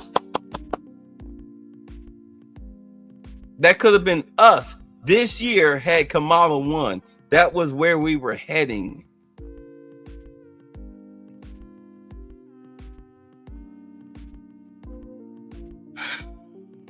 Yeah, I don't think Zelensky gonna make it.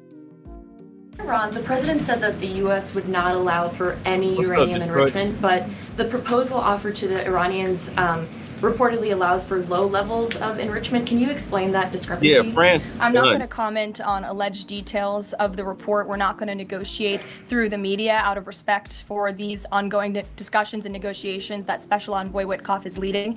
The president made his position very clear on Truth Social last night. In fact, it couldn't be any more clear, and I would reiterate that's his position. Special Envoy Witkoff sent a very detailed and acceptable proposal to the Iranian regime that the president hopes they will accept. And if not, they will face grave consequences, as the president himself has reiterated. Sure. Thanks. You're welcome. A couple of things, if I may.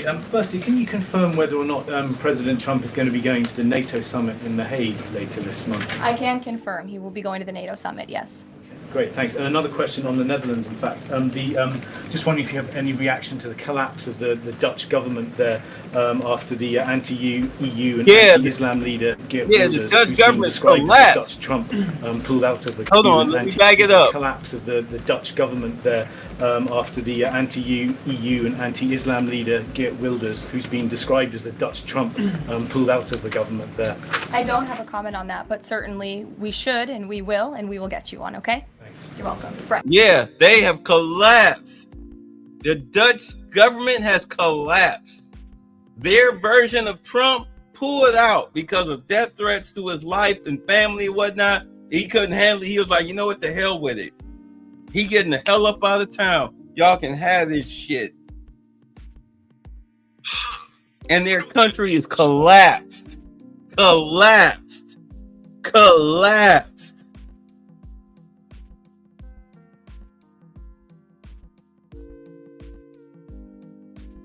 Countries that are under the crown are under attack.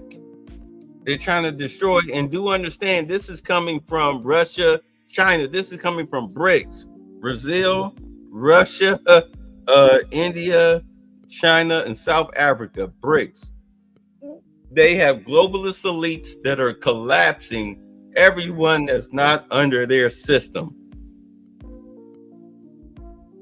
They're destroying their countries. They're turning their countries into third world countries overnight. to where they have to depend on either the United States, China, or Russia in order to survive and rebuild. Do you understand?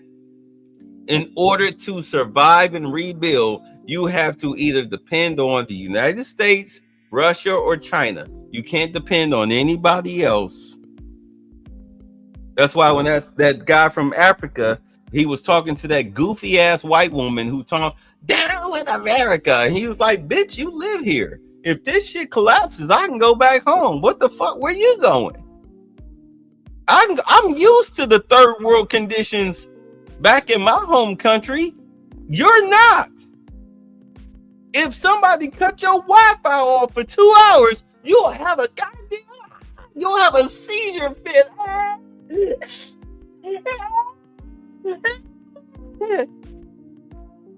What the fuck you think would happen if all of a sudden all of the freaking systems went down and all of a sudden there was lawlessness all across the country on some Mad Max, what's the name of them movies? The Purge. What do you think would happen if all of a sudden you were cast into a Purge type scenario? Do you really think you would survive? Do you know how many of your neighbors hate you? And you'll be surprised at how many. This is what I learned out here in these suburbs in DeKalb. The neighbors that you smile, hey, how you doing? Y'all cutting y'all grass, y'all sit outside, you talk in the middle of the street about sports and whatnot. Your next door neighbor, y'all cool. Hey, I got the Thanksgiving. I got these 2 bushels of turnip greens here. I don't need nothing with them, man. You got a family of 4. You, your wife, and your 2 kids. It's just us 3. Here, I got these 2 big bushels of turnip greens. You want them here? Yeah. Them same motherfucker will be the same motherfucker that try to tear down the tents you have on your patio in your backyard out of envy. If all of a sudden we went into a purge situation, do you think you could depend on them motherfuckers to save you or keep you safe? Or y'all huddle up? Yeah, we'll fight this out together. Are you kidding me? Those will be the first ones that will try to murder you.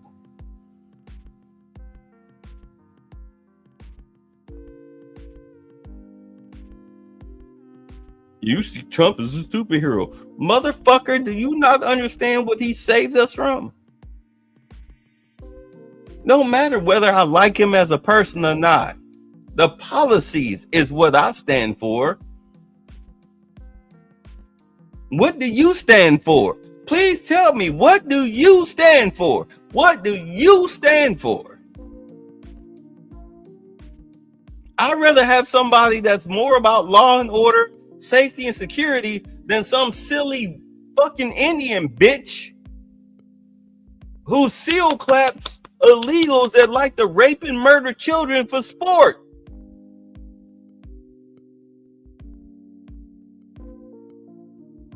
Are you crazy or are you stupid?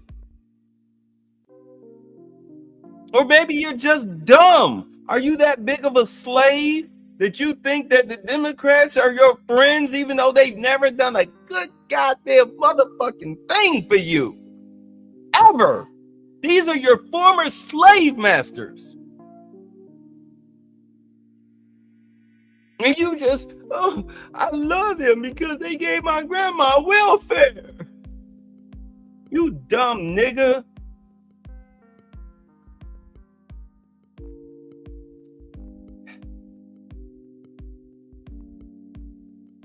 And I get it. The Republican Party in the 80s and 90s and early 2000s was nothing to write home about. But this is a whole different type of Republican regime right now. They are America first, and you are a fucking American. If you're not an American, then get the fuck out. You got a passport. Ain't that what the fuck you was bitching and crying and moaning about for the past 4, 5, 6, 7 years being a passport, bro? Why the fuck you still here then, nigga? Get the fuck out. Oh, you just want to bitch and moan and whine and complain. Like a typical. You just like your mama. You run your mouth, but you do nothing.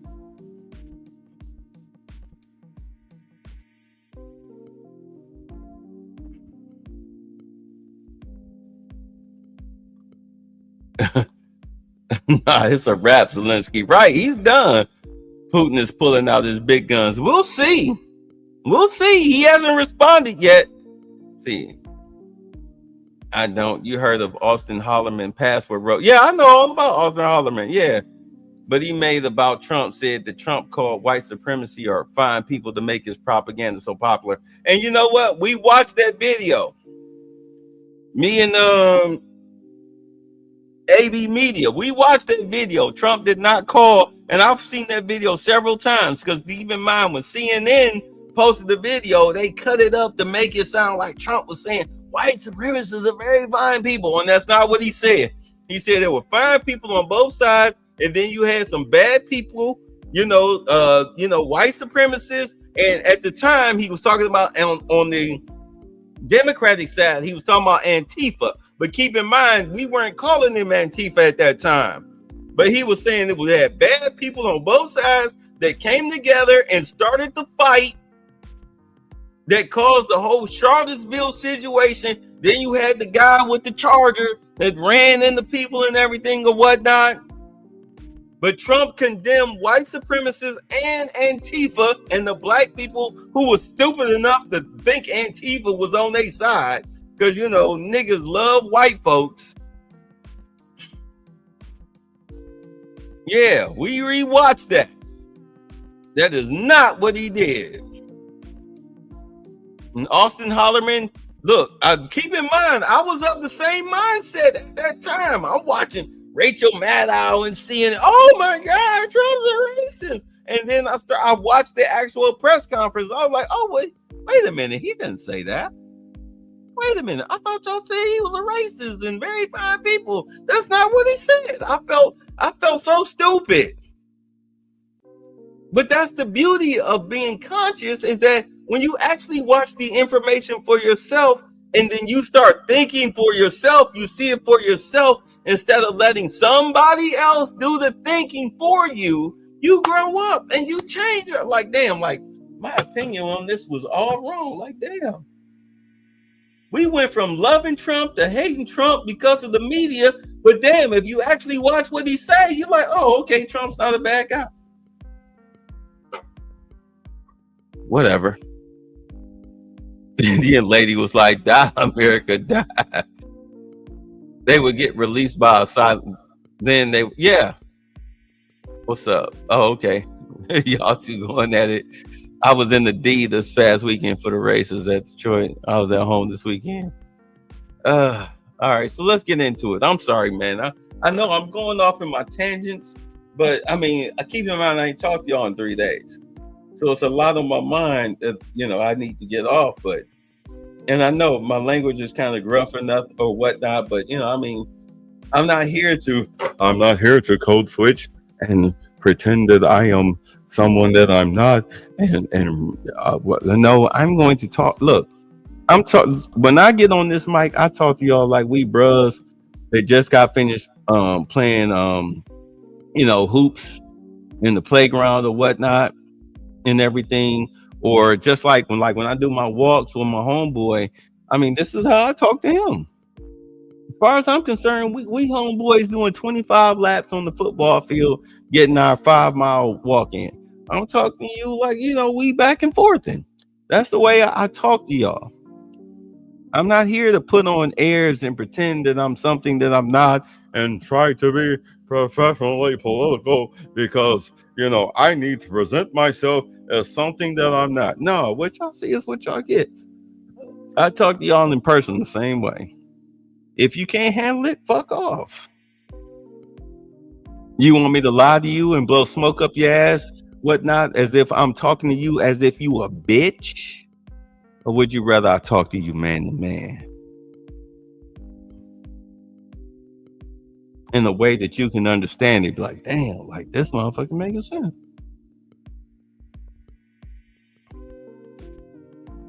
I'm not coming off like some nerdy motherfucker or anything like that. I'm not stupid. I can be polished. Trust me. If you want me to be polished, I can be polished. But I'd rather talk to y'all like I'm talking to you, like we sitting in my living room, just chilling with a couple of beers, with some steaks on the grill. I'd rather talk to you like that. because I don't want to be fake and phony. I don't want to be something that I'm not. Plus, the biggest thing that I've learned in my 53 years is that the worst person you could ever have a conversation with is somebody that lies to you. Or somebody who tries to put on airs with you. I'd rather talk to you on a level that you can understand. Somebody you can relate with. Isn't that why y'all come here whenever I do videos? Ain't that why in the morning, for those of y'all who don't catch the live shows, like, damn, I missed him live. Oh, okay, well, he doing a show. Okay, let me catch this while I'm at work. I'm sorry. I mean, I don't mean to curse so much. I'm trying to curb that. But, you know, because, I mean, I want y'all to be able to at least be able to play it when y'all walking around the house with the kids around. But like I had one guy say, like, damn, I can't believe there's somebody on YouTube talking like this. Like, yeah, because a lot of people try to put on, you know, they try to polish their turd. I'm too old to say boo-boo. Red Fox. I'm too old to say boo-boo. Put your headphones on when you watch this show. Are you kidding me?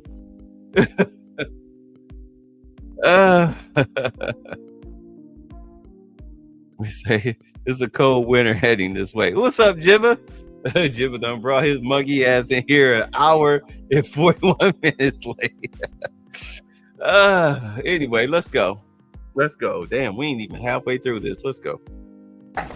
Thanks, Caroline. I wanted to ask, a couple days ago, the president announced that he was withdrawing the nomination of Jared Isaacman to lead NASA, citing a thorough review of prior associations. I wondered, why did this review happen just now, after the nominee was so far into the process? And can you explain the president's thinking on who he might choose? Look, the president reserves the right to nominate individuals to key administration posts. He also reserves the right to remove those individuals if he chooses, just like he reserves the right to fire anybody in the executive branch that he wants. And so a new replacement for NASA will be announced very soon, as the president himself said. Was there something in particular that came up that caused the president concern with this nomination? The president wants to ensure that all of his nominees are aligned fully with the America First mission of this administration. And again, he will be announcing a replacement very soon.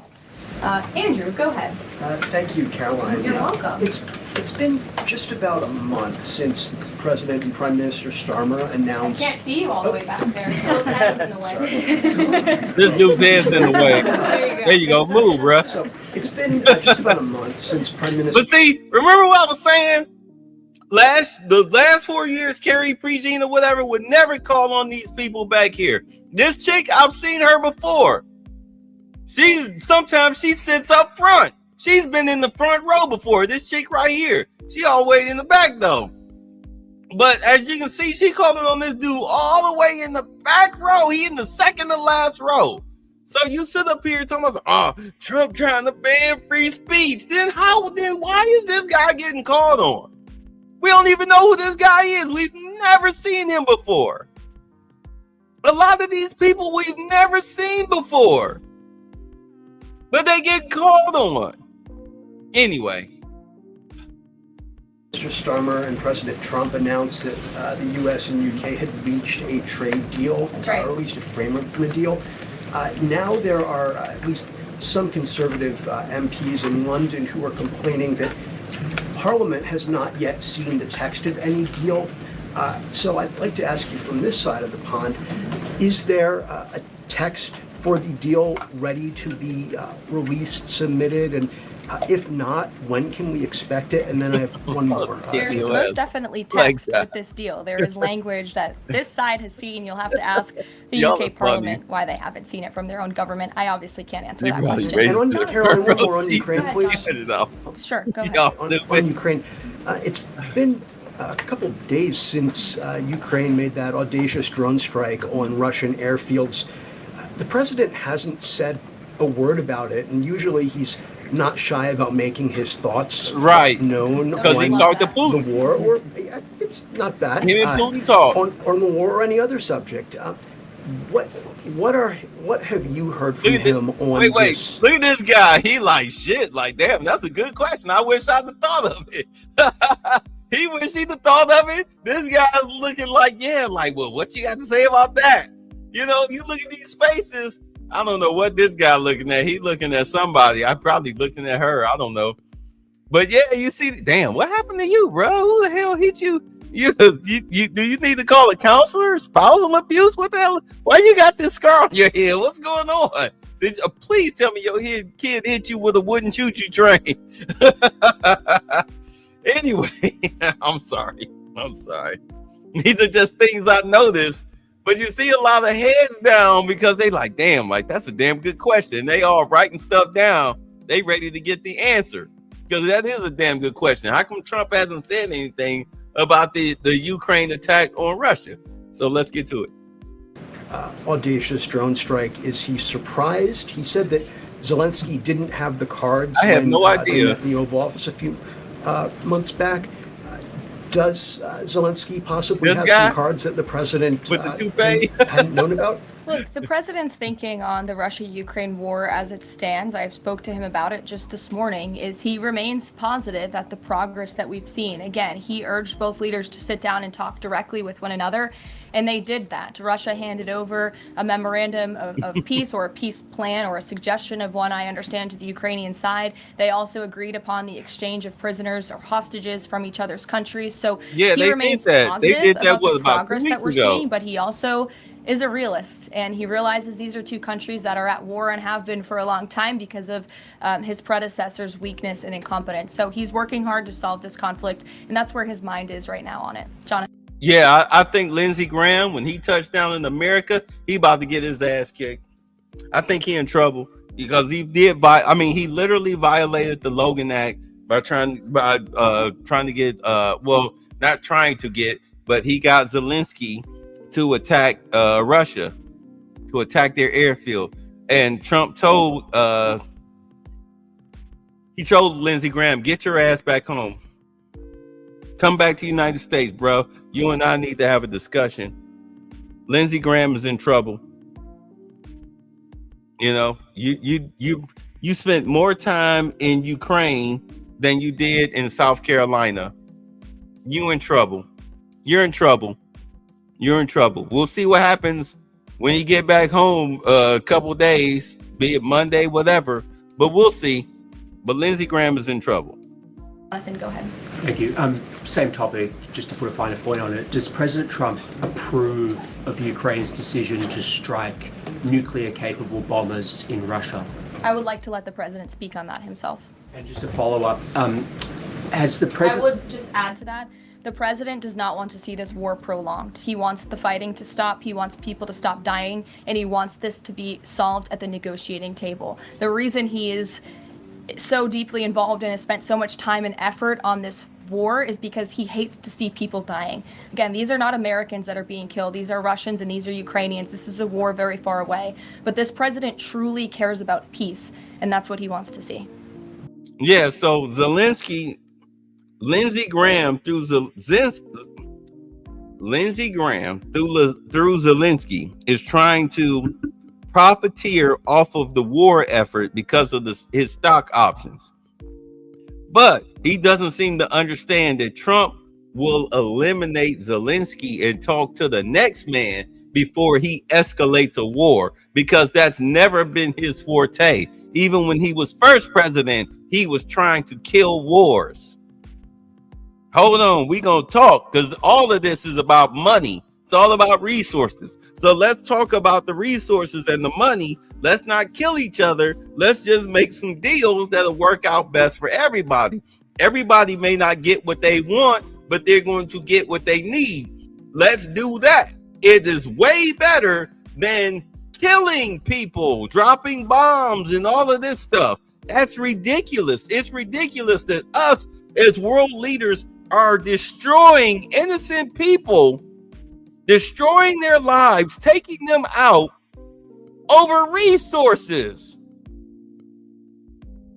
That's why somebody was suggesting that world leaders should have a MMA style boxing match, and whoever wins, whatever they want works. I mean, that makes a lot of sense. Although, I mean, I don't think Zelensky wants to be in an MMA cage with Putin, who's like a literal James Bond. Man, good Lord, he would fumble that guy to death. within the first round. They'll be over within 2 minutes. I mean, this guy rides bears shirtless while drinking vodka. You do not want to go up against Putin. Anyway. What is President Trump doing to ensure that a similar internal drone attack doesn't happen here in the US, given this was done at pretty low cost, very stealthily? You know, it obviously raises questions about our own security, particularly for US aircraft here. It absolutely does, and that's why the president nominated Secretary Hegseth and has approved some of the changes that have been made at the Pentagon to ensure that we have the most lethal fighting force in the world, and that the United States military is the best, the biggest. That's why he wants the One Big Beautiful Bill to be passed, because it increases our defense spending. It's why he also launched the announcement of the Golden Dome to prevent from missile strikes and attacks in the future. And the president has a full understanding, I can tell you because I've spoken to him about it, about the future of warfare and how drones are a big part of that. And I will not get ahead of our policy team, but I think you can expect to see some executive action on that front in the very near future. Now, if I'm not mistaken, because I'm not sure, but I think this was Elon's biggest problem concerning the One Big Beautiful Bill is that, as they were saying, that it would increase spending by $2 trillion. I think that what Elon's problem was that a lot of it will be spent on defense. And I think Elon had a problem with that. But you have to understand that the critical situation that we're in, and see, there was something going on. I meant to touch on this, but I took the 3 days off. But Pete Hegseth was talking about what was going on.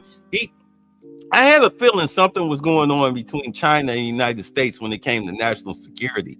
This is why they were revoking visas left and right. I mean, let's be honest. The one thing that the Biden administration did, they canceled affirmative action, even though it's meant specifically for Black people, but they canceled affirmative action. And the biggest complainers, because apparently they wound up being one of the biggest recipients of affirmative actions, was Chinese people from China.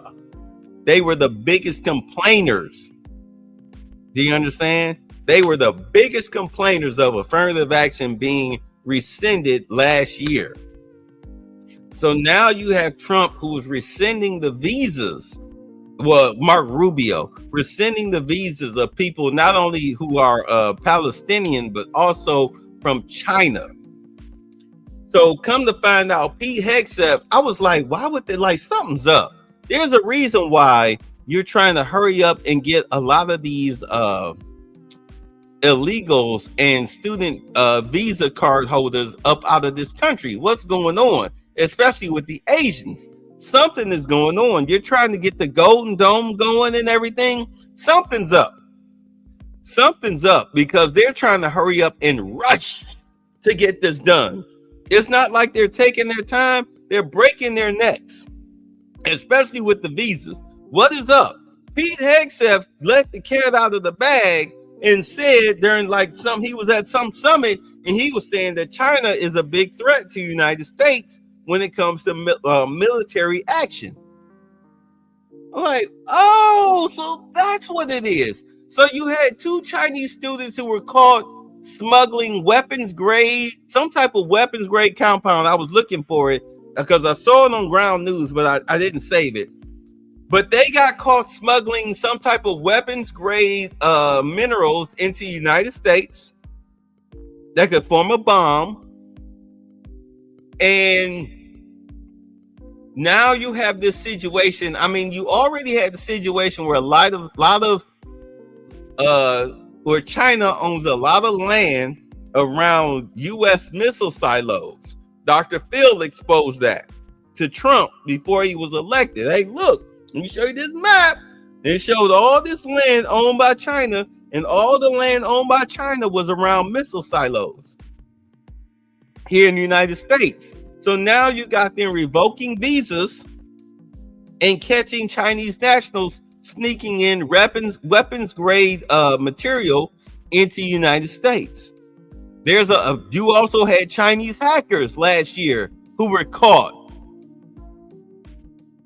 I mean, at least the Biden administration did a little something. They were caught. Remember those 5 Chinese nationals that were caught along the U.S.-Mexican border, stripped naked? It was 5 of them huddled together in their underwear. Excuse me, you're Chinese nationals. Why are you trying to sneak into the country through the U.S.-Mexican border? It looked like the cartel stripped you guys naked and left you all to die, and the U.S. Border Patrol just happened to run up on you. Why were you trying to sneak into the country? What the hell was going on? At least the cartel know not to murder you all, because then they know they would have to deal with the CCP. So at least they had the good goddamn sense to leave you all alive. They just stripped you naked and at least let you keep the dignity of your underwear. So what the hell is going on with the United States and China? This whole TikTok thing is serious. TikTok keeps begging me for my account information. For what? I'm not giving it to you. For what? You're begging too hard. Why?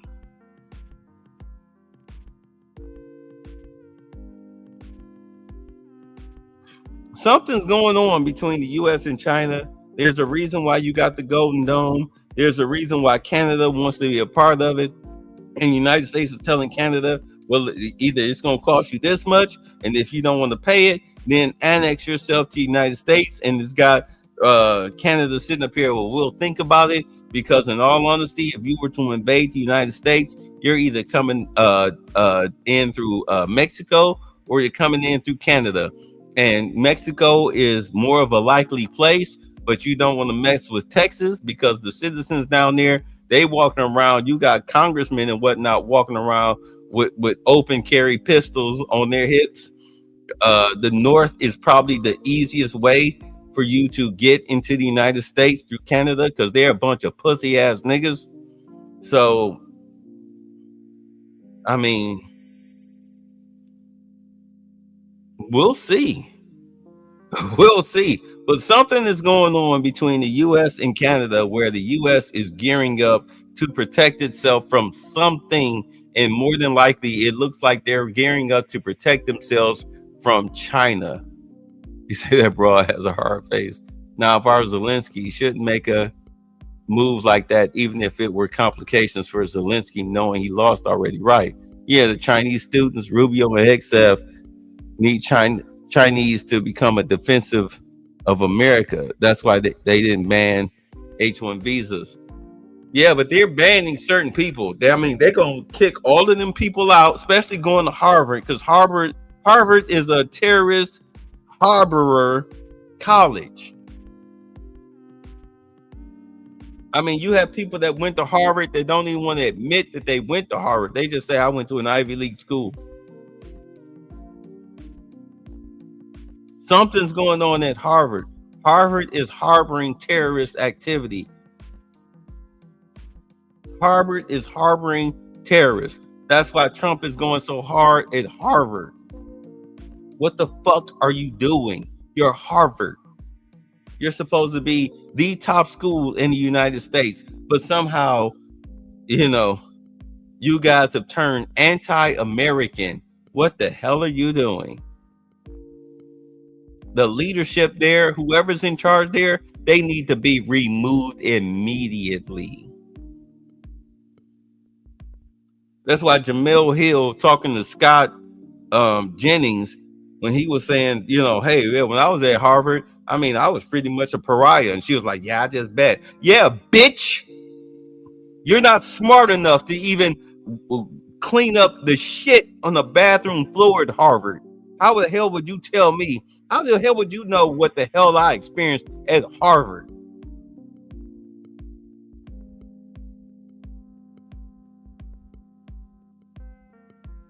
Are you kidding me? I worked in the White House. Your biggest accomplishment was working on a show at ESPN that promptly fired you. You're practically jobless. You and Kerry Champion. They bring you on this CNN show so I can make me, Sir Michael, and Kevin O'Leary can make fools of you. You are cannon fodder because you're low IQ. You think you're smart, but you're both of you are, you, Kerry, Abby, and whoever else Anna Navarro, you're a bunch of dumb bitches. We make fun of you.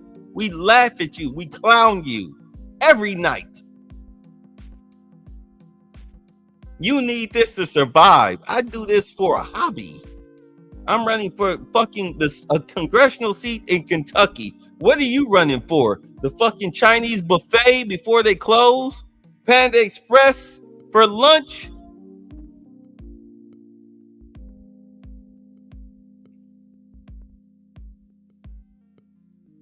You just mad because don't nobody want to fuck you, you ugly troll-looking bitch. Caroline. Caitlin. Sorry. 2 questions for you as well. On the big, beautiful bill, you said recently that it is, quote, blatantly wrong to say that it adds to the deficit. You essentially said that an estimate from the Congress. No, don't. You say that's why they're not of anti-immigration. Even Rubio is bringing back Mexicans back into America after screening from ICE. Yeah, because if you get screened, this is what I was saying. If you get a screening from ICE or you get a screening from the U.S. government and they see that you don't have a criminal record, you've been working a job or whatnot, you've been pretty much what we would consider to be a model migrant, all right? As far as humanitarian wise, come on back. And that's why Trump was saying, you go ahead and self-deport on the app. We'll give you the money. You can reapply for citizenship. You don't get to jump the line, but at least you're in line. And once we see your application and it shows that you were here for a certain amount of years, you worked at this company, we talked to them, we make some phone calls, they vouch for you, you don't have a criminal record in your home country, okay, come on. Come on back. We can use you. We want hard workers. This is why Trump is trying to pay women $5,000 to have babies, because you need more workers in this country. The birth rates are declining. I did a story last year about South Korea. 150, listen to me, 150 elementary schools closed in South Korea. They are pretty much on the same trajectory that we are in. Do you understand? 150 elementary schools closed. Not because they didn't have 150 students, but let's say an elementary school has 150 students per school. 150 schools in South Korea closed. How many elementary schools do you think closed here in the United States? Matter of fact, hold on. We're gonna ask Gallup. We're gonna ask how many.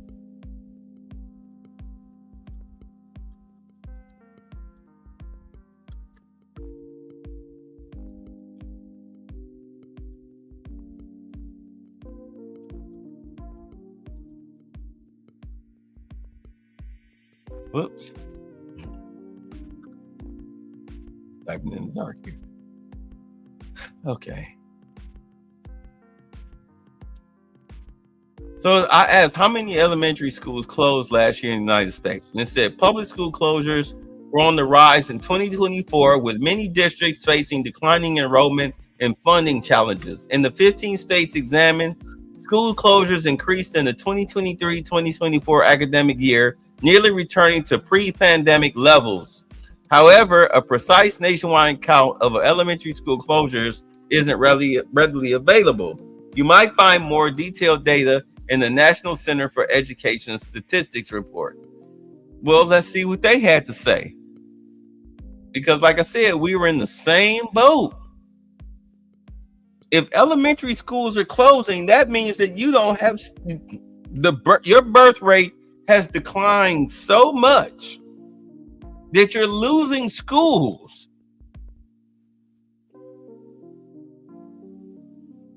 But these people want to push abortion, not realizing that you're destroying the very fabric of society with that.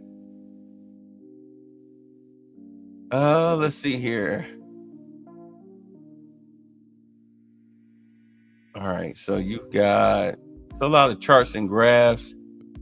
Let's see here. Students aged 3 to 21 served under the individuals. Okay, that's disabilities. Ooh.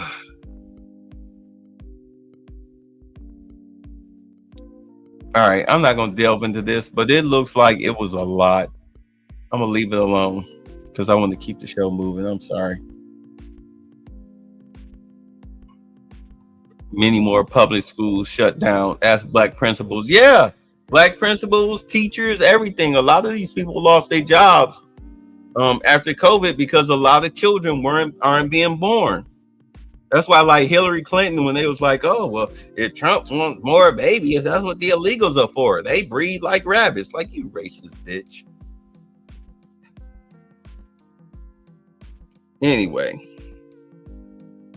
Yeah, but that's why Trump is trying to pay $5,000 to women per child that they produce.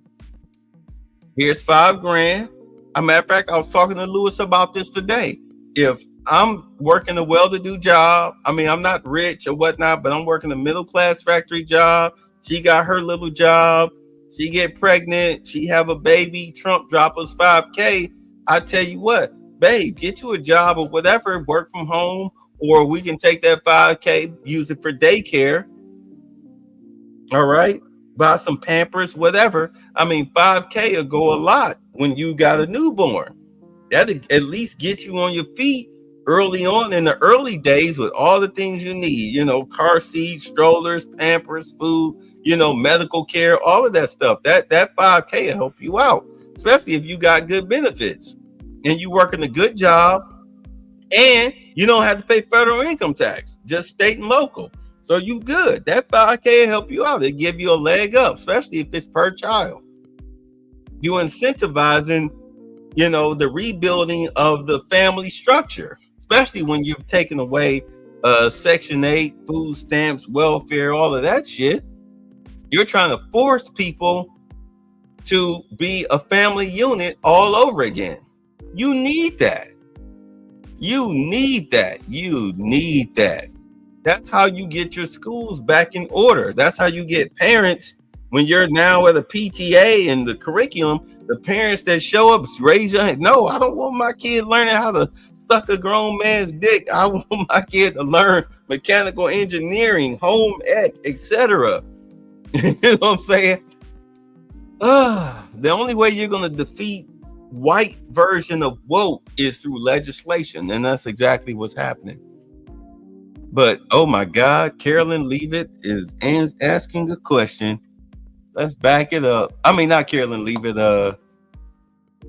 Caitlin Collins. Let's see. Future. Caitlin. Two questions for you as well. On the big, beautiful bill, you said recently that it is, quote, blatantly wrong to say that it adds to the deficit. You essentially said that an estimate from the Congressional Budget Office and other scorekeepers you believe are wrong. But Republicans like Ron Johnson and Rand Paul disagree. They are saying that it will add to the deficit. That is their concern. Is the White House's position that those two Republican senators are, quote, blatantly wrong? It is. Those senators, it's not news that they disagree with this president on policy, and the president has vocally called them out for it and for their not having their facts together. I would add the Congressional Budget Office has been historically wrong. In fact, they predicted the Trump tax cuts from the president's first term in 2017. Their prediction was wrong by $500 billion. Those tax cuts had nearly $500 billion more of revenue than the Congressional Budget Office scored.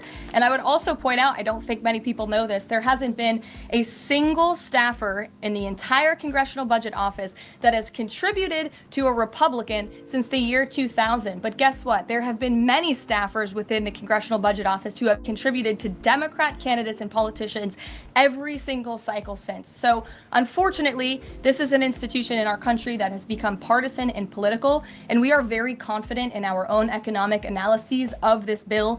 There is $1.6 trillion in savings, and our Office of Management and Budget Director, Russ Vought, is a fiscal hawk. He is well known in this city for being a well-respected fiscal hawk. He has tools at his disposal to produce even more savings. And as you know, the White House will be sending our rescissions package to Capitol Hill today. And on immigration. Yeah, because do understand, okay, Rand Paul has never voted on any, he's like, you know, he has TDS, Trump derangement syndrome, like to the max. He's very stupid, you know, when it comes to the Trump situation. So he always votes against Trump.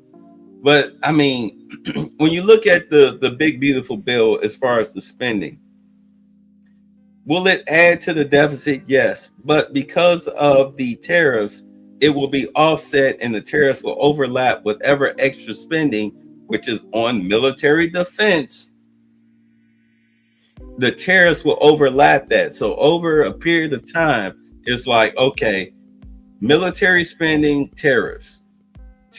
Like it'll start here and then the tariffs will quickly and just astronomically eat it up. But understand the military, for those of you who've worked in any type of office building or whatnot, wherever, even if warehouse, whatever, any job you've worked, there are two areas where that you'll have in a department that doesn't make you money. Like, I mean, they run they are succubus in your company. Number one is janitorial, and number two is maintenance. They don't produce, those two departments, especially maintenance, mainly maintenance, do not produce you any money. They save you money, but they don't produce a lick. They don't produce a dime. They cost you money to maintain. You need janitorial, but maintenance is the one that costs you the most, because it's not janitorial that's going to fix a broken air conditioner or repair a broken window or a compressor goes down or anything like that. You have a walk-in freezer. If the compressor goes down, it's not the janitor that's going to go in there with some bubble gum and some tin foil and fix it. No, it's going to be your maintenance department. They cost you the most money. These two departments, mainly your maintenance department, they operate at a loss.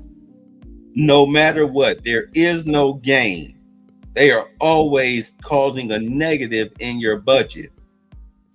That's what the military is for the United States.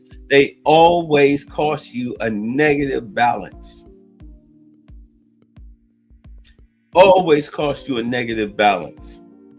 This is what Rand Paul is really trying to bitch, moan, cry, and whine about. That negative balance. And it's like, dude, shut the fuck up. Shut the fuck up.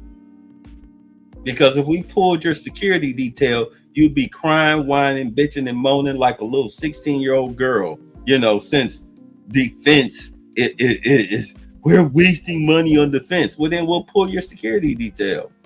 And you can be out here in your damn little Subaru driving by yourself with no security, with all of these crazies out here that hate you simply because you're a politician.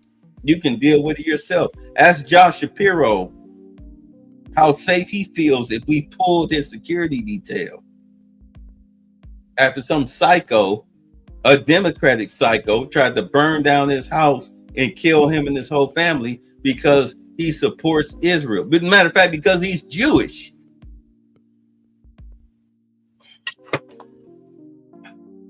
I swear people don't think. Anyway. The other day that the Homeland Security Secretary said, and I'm quoting her now, that an illegal alien threatened to assassinate President Trump and highlighted his arrest. A man has now admitted to framing him, saying that he wrote the letter that the DHS Secretary Christina posted online. Last I checked before I came into the room, that post was still up from DHS. Does the White House expect them to issue a clarification or a correction on that We front? could ask the Department of Homeland Security and get back to you. Jeff. Caroline. In other words, what she really want to know is, well, is that illegal alien going to be allowed to stay? Yeah, you know not to ask Karoline that question because you already know the answer is hell no. We kicking him and the motherfucker who wrote the letter out. I don't even know why would you even... Go ahead, ask me. Yeah, at least she was smart. At least Katie Rue was smart enough not to ask a follow-up saying that. At least she grew some intelligence. Let's go. Is the United States putting pressure on China to release its hold on rare earths that are hurting car companies and technology companies now that require that for their products? And is that pressure working? Well, I can assure you that the administration is actively monitoring China's compliance with the Geneva Trade Agreement. I know the United States, on our end, we have complied with the terms that we set, and our administration officials continue to be engaged in correspondence with their Chinese counterparts. And as you all know, and I know there's a lot of interest in it, there will be a leader-to-leader talk very soon. And when that happens, as always, we will let you know. Also, Asia, just does the White House have a reaction to the results of the election in South Korea? Yes, we do. In fact, let me find it here for you. Yeah, South Korea had an Somewhere in election. here. Let's see here. Thank you. What's the White House stance We on do it? not, but I will get you on Jeff. Oh, okay. Go ahead. Thanks, Kelly. Two questions on trade. Is this letter that was sent to trading partners a sign that the president isn't satisfied with the pace of these negotiations? Is he trying to light a fire under these talks now? Well, look, the president has been very direct to our trading partners in his conversations with them and with foreign leaders directly that they need to cut deals with the United States of America. The tariff agenda of this president, he believes very strongly in it. And as you've all seen, he's unafraid to use tariffs to protect our industries and protect our workers. But he wants to see these tailor-made deals be signed. And I will tell you, of course, I never want to be the one negotiating with the press about these internal discussions and deliberations. But our team, who is deeply involved in this, sees these deals moving in the right direction. In fact, Ambassador Greer is in Paris right now meeting with many of our trading partners. We should still expect this flurry of deals in the next 36 days, and the plan is still for those full tariffs to go back Yeah, into you got effect. 36 The days. plan is for the announcement of these deals to be made very, very soon. Yes, sure. Thank you, Caroline. You're welcome. So Governor Whitmer confirmed that she spoke with President Trump about the possibility of pardoning the plotters against her, the kidnapping case. She didn't give us an idea of what the president's reaction was to that. Do you have any information about what he said? Well, I won't reveal the president's private discussion unless he gives me liberty to, but I will reiterate what he said publicly when he was asked by one of the journalists in this room in the Oval Office a couple of weeks ago about the pardons. He said it's something he would look at, nothing more, nothing less. Haley. Just like the Diddy situation. Somebody asked him, would he pardon Diddy? He was like, well, I haven't been on it. I've heard about it. I mean, understand him and Diddy go way back, to the 90s. He's like, I have to look at it. I have to look at it before I even make a decision. Because somebody asked, will you pardon Diddy? I don't know. I got to look at it. And for him to be so racist, you see, he pardoned, who is the gang guy, the gang leader dude? He pardoned him. Me and Moss was talking about it a couple days ago, but Pritzker, because he's locked up in Chicago, in Illinois, Pritzker has to let him out. What's the gang guy's name? Y'all help me out. Y'all know the gang leader that's locked up, the Trump pardon. I forget his name, but he pardoned him, and he pardoned the other rapper. He pardoned the rapper dude who's getting out because they were charged on the federal. You see, he let out the Home Shopping Network people or whatever, the gay white guy and his wife. He gave them pardons because they were railroaded. Now they're talking about he's a transactional racist. You so stupid. Transactional racist. Well, if you give me $20, I'll let you out. I'll let you out, nigga. $20, I'll let you out, nigga. No, Hoover. Yeah, Larry Hoover. Who was it? He let he let the gay guy, him and his wife out. He pardoned them. He pardoned Larry Hoover. He pardoned the rapper dude. He might be looking into the whole Diddy situation. He might pardon him. You see this dude, he's talking about pardons. And who was it? I think it's somebody out in California. Oh, the Meg Thee Stallion dude, Tory Lanez. You got the chick, the little Florida chick with her fine self. She took up Tory Lanez case. So Tory Lanez might wind up getting pardoned, after they tried to murder him in a cell. All right, because Meg Thee Stallion lied, and she should be going to prison for lying.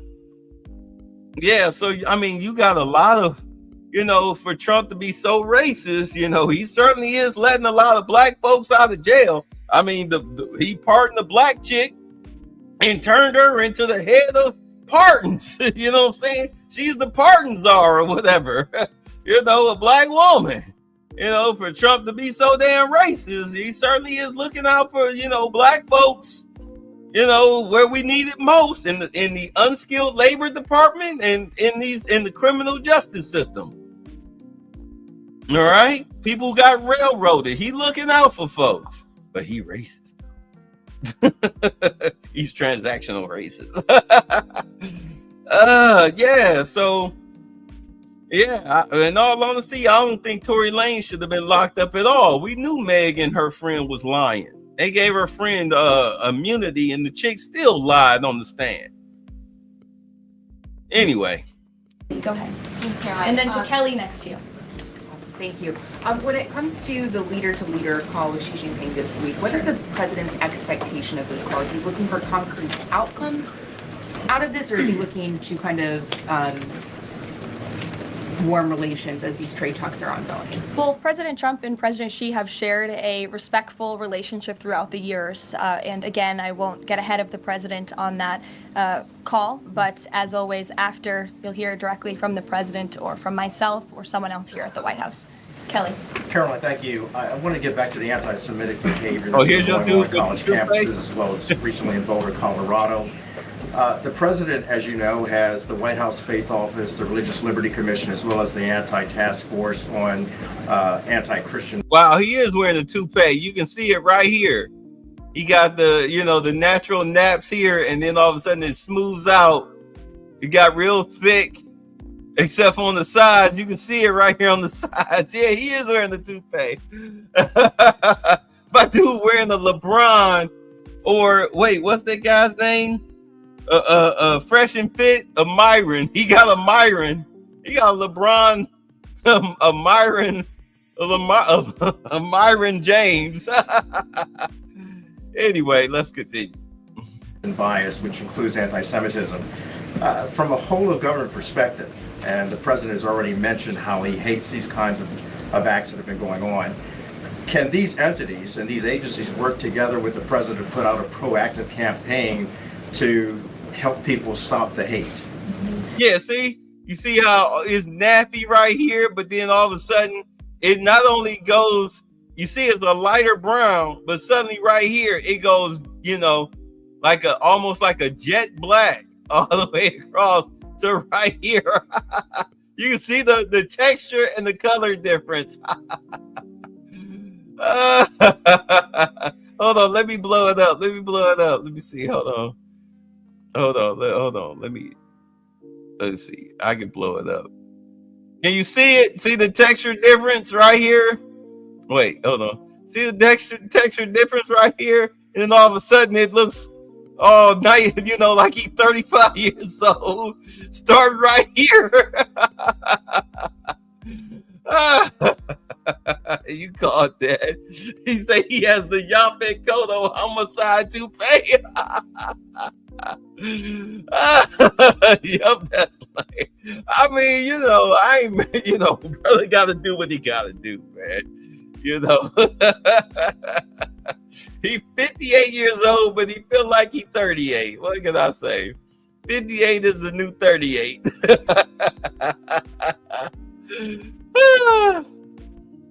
I think the president himself has been leading on this, Kelly, and has been incredibly clear in his rhetoric that he is not going to tolerate such hate or behavior in the United States of America. And you will see that rhetoric being followed up by action from the Department of Justice, who is seeking to prosecute these cases to the fullest extent of the law. And I know the Attorney General and the FBI Director were very quick to call this what it was, targeted terrorism. And there was some I think criticism from the media and at least pundits I saw on television saying, are they too quick to jump here? No, they see the facts and they reveal those to the American people, and they're transparent.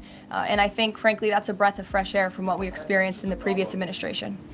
Yeah, because from what I understand, that guy in Colorado with the flamethrower and the Molotov cocktails, they raided his house and found all types of anti-Semitic, Free Palestine, I hate Jews type of stuff all over his house.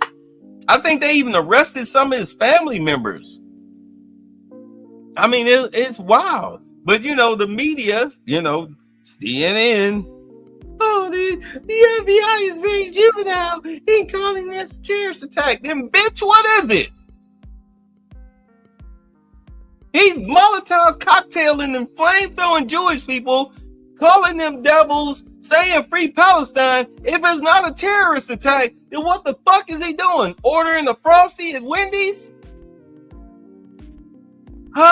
This is why I have these meltdowns when I be telling y'all as black men, why the fuck are you still a Democrat? These people are scumbags.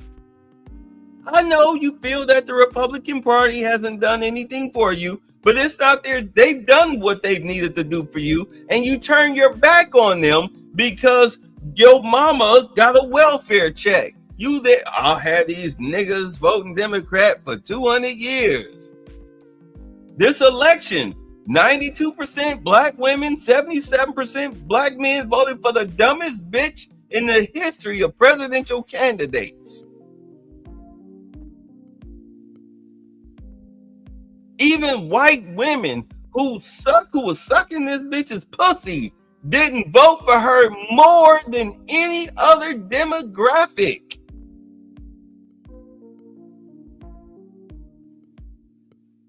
The ones that want to cut off their children, their girls' titties and their sons' balls and put them in dresses, even they didn't vote the most. Outside of black people, even they didn't vote the most. They voted the literal least for Kamala Harris when it came to the female demographic. But your bitch ass sitting up here, I'm a Democrat. Oh, Trump racist.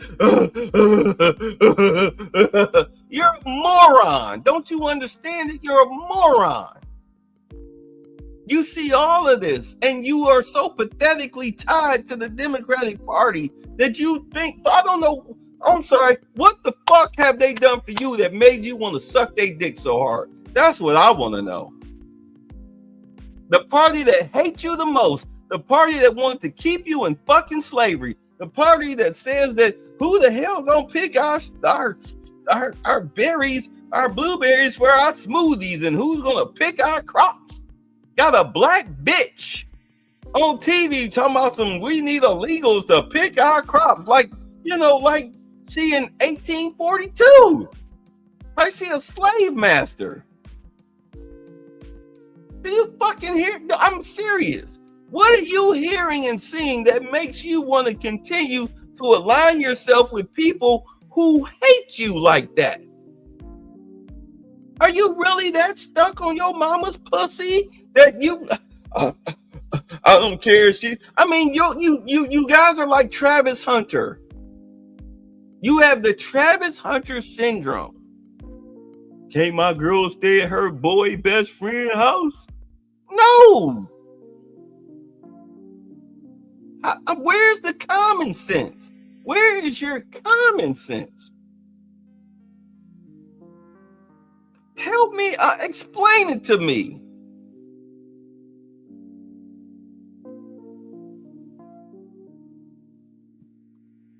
I'll never understand it. Is Trump going to have a Juneteenth party? Who knows? Obama sunk that three-point shot that sold me. Clinton played the saxophone. Hillary Clinton pulled hot sauce out of her purse. And danced a jig with Booty Cheeks Martin. That's enough. Oh, this Indian bitch washed her greens in a bathtub. Who the fuck? I ain't never seen nobody. I was born in 71. My grandmothers, both of my grandmothers, who had sisters, I got plenty of aunties. Okay? Old school. I ain't never seen them wash no fucking greens in no bathtub. Get the fuck out of here. Are you serious?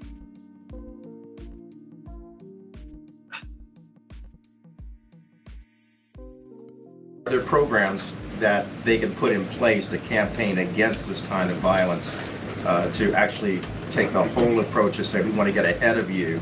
If you're thinking it, don't do it. And if you're going to do it, sit down and talk to someone within the faith office, within the Religious Liberty Commission, as well as the task force. Yeah, surely. It's a good idea, and I'll pass it along to them. Peter. Thank you, Caroline. When you look at these last-minute Biden pardons, the big ones, Biden siblings, Fauci, January 6th committee. That's right. Most of the big ones have the same very neat signature. We would expect that probably to be the auto pen. There is one that looks different. It looks authentic. In fact, if you look at the last name, it almost looks like the president was having a hard time spelling his last name there. Is this White House of the opinion that the only pardon that would count is one that the president signed himself? It's very interesting. Very interesting props. If you want to bring them to my office later so I can take a closer look, I would like to do that. The president is making a good point when he discusses the usage of the auto pen. Who was running the country for the past 4 years? Perhaps those documents were signed with the auto pen, something that this, I believe the Department of Justice is looking into. As you saw, Ed Martin made an announcement at the Department of Justice this morning to launch an investigation because the American people deserve answers. Yeah, because I'm gonna tell you right now, I know we're running long. I'm gonna tell you right now, all of them auto pens that may have been signed after 2022, this is why the Trump administration, they've subpoenaed Biden's doctor. They want to know at what point did he notice or diagnose Joe Biden to have mental decline, because the second he say when he noticed that Biden had mental decline, that's everything that was signed after that may be vacated, may be null and void. All of the actions may be null and void. And damn it, let me show y'all this now. You said baptism. Let me show y'all this now, because I meant to do a whole show on this, but I never got around to it because I was enjoying my weekend. Let me see. Hold on. Because your boy snitched. Here we go. Hold on. David Hogg snitched. He snitched. Okay, here's the first video. This is courtesy of Project Veritas. They hidden cameraed him, and he snitched on who was running the White House pretty much for 4 years. To meet you, yeah. Off the record, of course. Foundational question for me is, like, how corrupt is the DNC if so many people knew, or few people knew about Biden, well, the president of the United States? I mean, I think the fact of the matter is the DNC is always going to be like a campaign arm of the president, ultimately. The bigger issue was like the inner circle that was around Biden. That's it. And I can't stress to you enough. Like Joe Biden's chief of staff, like, had an enormous amount of power. Joe Biden? Joe Biden's chief of staff. That was like an open secret at that point. Like, I would avoid him. Like, he was scary. What was his name? Anthony Trump. I've never seen him. Exactly. What do you mean? He's like a shadowy, like, Wizard of Oz type figure. That's what made him so, like, I knew how he looked, but I'm like, the general public wouldn't know how this man looked. But he wielded an enormous amount of power, and I can't stress to you how much power he had in the White House.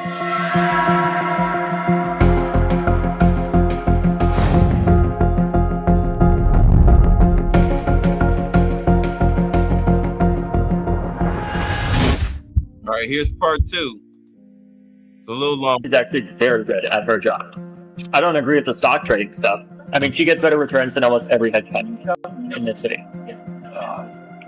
Every year. Some of these members of Congress make trades that are, like, way too well timed to not have, like, insider knowledge. They happen to be some of the best financial analysts in human history. Have you spoken against that?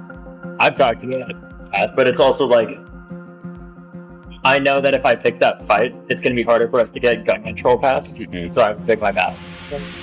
Like, the hardest part about my job is I just want to burn everything down, because it's also corrupt. But you got to pick your battles and slowly build your momentum. Joining us now, DNC Vice Chair David Hogg. We're not going to go after Pelosi. One, we wouldn't beat her, even if we wanted to. That's part of it. But two, it's an unnecessary fight to take when there's other members that are far weaker. And I would say Pelosi's actually very good at her job. I don't agree with the stock trading stuff. You don't? No. Some of these members of Congress make trades that are like way too well timed to not have like insider knowledge about. So, and it's a huge problem. Do you think that's how Pelosi is worth Yes. hundreds of millions of dollars? Yes. I mean, she gets better returns than almost every hedge fund in this city. Every year. And you don't think that has to change? No, it does. How would you change that? You just ban members of Congress from owning stock. Is that what Trump just did last month? He banned them from owning stock. He banned them from making stock trades. So have to put their assets in a blind trust. You're gonna prop up candidates who oppose that? Is that your goal to prop up candidates? I mean, in part, yeah. Yeah, because it's a long haul. There's 435 members. Yeah. And most likely 430 of them are doing the same thing, which is why they don't want to. I don't know, but I'm just stating. I think it's a pretty good guess. Allegedly. Yeah. Just conveniently. They happen to be some of the best financial analysts in human history. Have you spoken against that? I've talked to you in the past, but it's also like, I know that if I pick that fight, it's going to be harder for us to get gun control passed, so I have to pick my battle. Like, the hardest part about my job is I just want to burn everything down, because it's all so corrupt.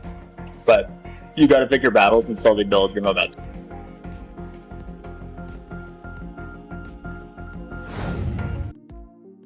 Yeah, remember David Hogg was challenging seats. He wanted to get all of the old people out of Congress, the old Democrats. He wanted to start fresh. Remember, that was this. If y'all haven't been paying attention, David Hogg was that's why they're now trying to kick him out of the DNC vice chair, because he wanted to go up against the old Democrat heads because they're corrupt. They're corrupt. Their ideas are trash. They're robbing the American people. He's not a bad guy, but he's also not a good guy. He's like a mid-tier dude. He's like a sidekick trying to become the main superhero. All right, but it's before his time.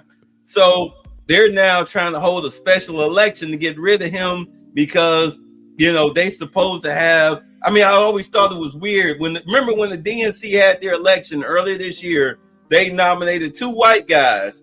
David Hogg was the vice chair, and then of course the chair was a white guy. Then David Hogg, but I'm like, I thought y'all was the party of diversity, equity, and inclusion, and y'all wanted a black, lesbian, crippled, legless, Mongolian speaking chick, up there to be, the vice chair in order to represent diversity. What the hell is going on here? So that's what they're trying to use to get David Hogg to remove him from the chair. I think that's supposed to go on the 8th or something like that. But in all honesty, this is why he was challenging the Democrats as far as, trying to take seats, remove the old heads because they're corrupt. They're corrupt. Yes. His whole gun control thing is bullshit. He was one of the victims of a school shooting, and that's how we got his rise in, the Democratic Party, his claim to fame. But as far as that, you take that away from him, you have to admit he's right. You do need to make some changes at your leadership. Hakeem Jeffries and all of them, them fools are stupid. If you're trying to survive it, look, I'm not a Democrat or a Republican, but if you're trying to fix the Democratic Party, you got to get goofballs like Hakeem Jeffries, AOC, Ilhan Omar, Aisha Presley, Jasmine Crockett, people like that. You got to get them, the Chuck Schumer, you got to Nancy Pelosi, you got to get them assholes out of your party. You got to kick those people out to the curb. They Bernie Sanders. These people got to go.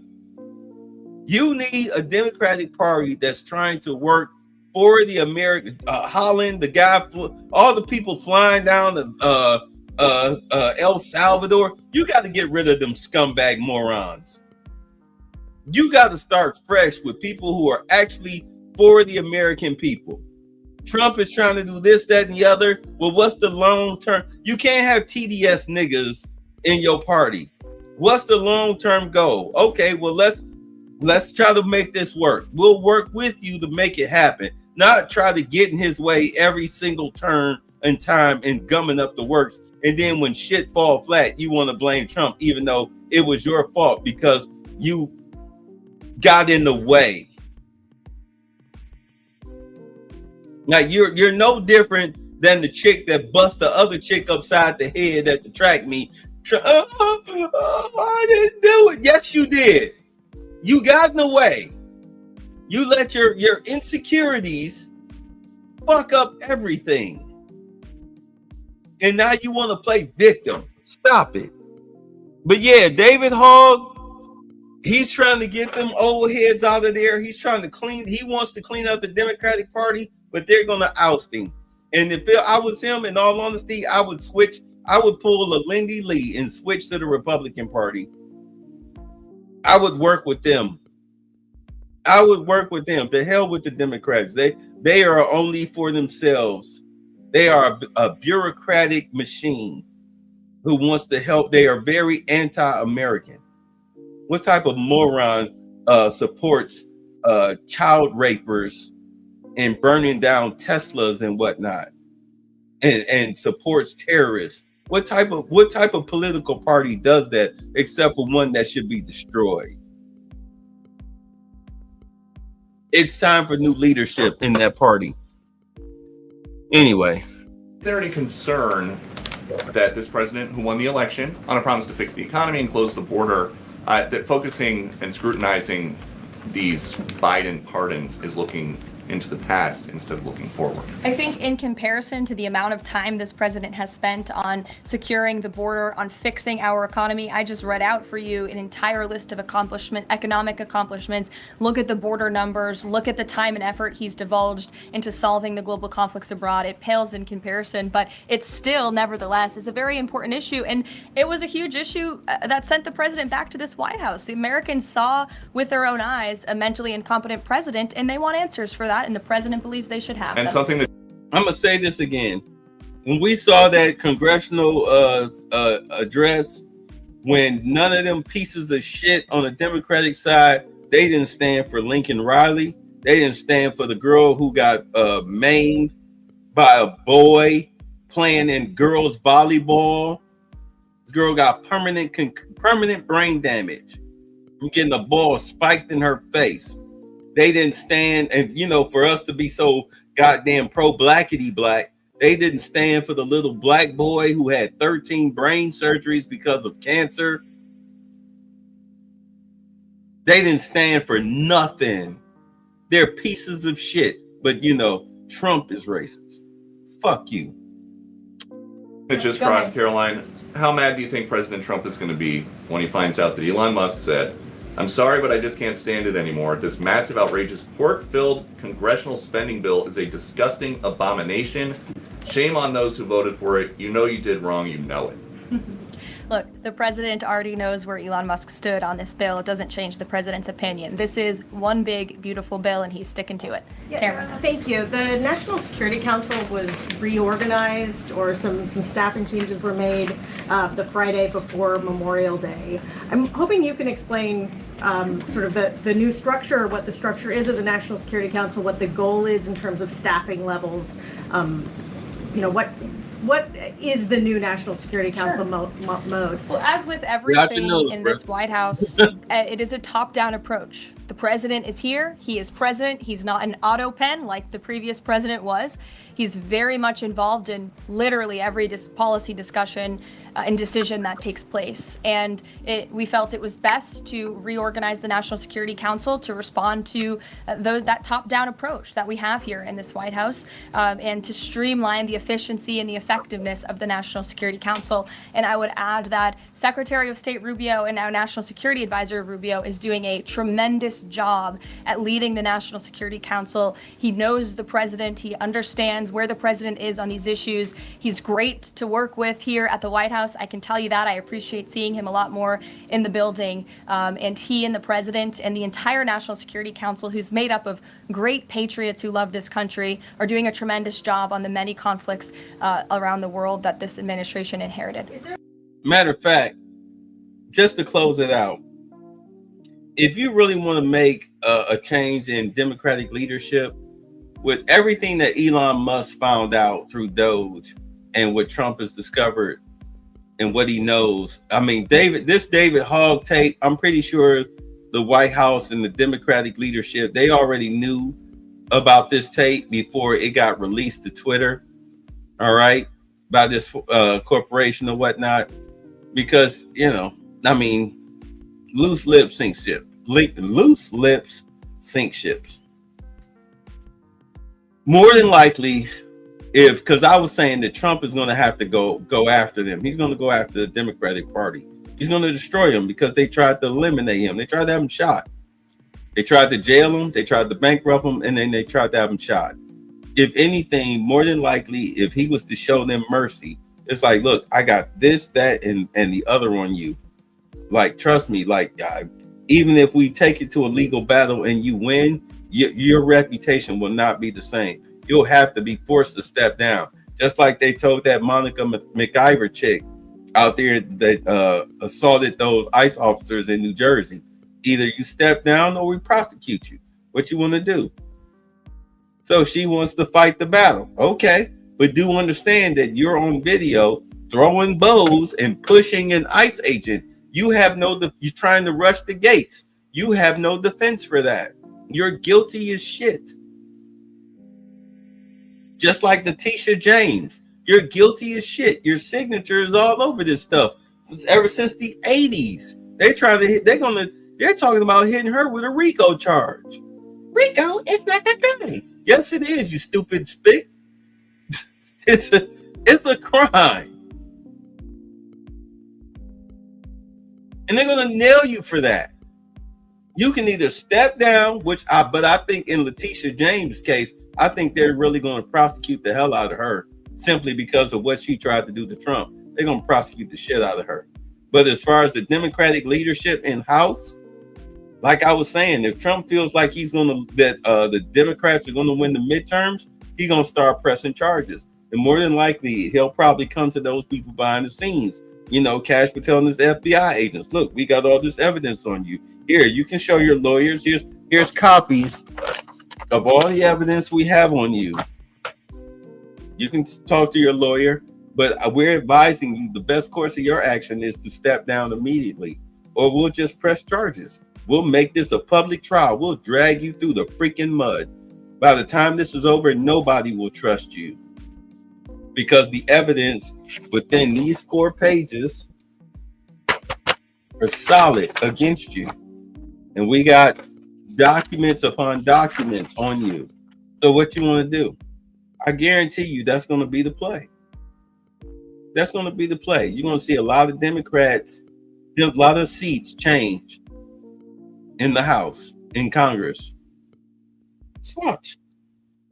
Is there a goal staffing level? I'm sorry? Is there a goal for the staffing level, like the number of people who would be in this National Security We Council? just want the National Security Council to be as efficient as possible, and if staffing needs are necessary, I'm sure Secretary Rubio would not mind hiring people if necessary, but again, we've been working with them day in and day out, and they're chugging along and doing great work. Sure. Thank you, Caroline. 2 questions, if I can. President Trump got involved himself in presidential election in Poland by supporting a conservative candidate who ultimately won. Yeah. What does it mean for the future U.S.-Polish relations? What's likely to change? Well, I believe the president is obviously pleased to see the result of the Polish elections. He met with Karol Nawrocki, if I'm pronouncing that correctly. Yes, Nawrocki. Okay, thank you. I appreciate your insight on that. He met with him at the White House, and he told them, you're going to win because you support common sense. And he supported strong borders in Poland. He supported an end to the woke, radical DEI stuff that we've seen not just here in the United States, but really take over Europe and frankly the whole world. He was very outspoken about that. And I was reading the reports about how the Polish people felt about this man, and they felt like he was putting the needs of Poland first. And that's a very refreshing feeling, one that we know very well here in the United States of America. So, as you know, the United States and Poland have always had a very deep and strong relationship, friendship. They're a great ally, and I know the president continues to look forward to working with them. We have one more on Ukrainian drone attack on Russia. Was President Trump informed in advance by Ukraine that the attack is coming? No. He was not. Carrie. He was not, right. I just want to go back to the issue on the anti-Christian But Lindsey Graham will get his ass kicked when he gets back to the U.S.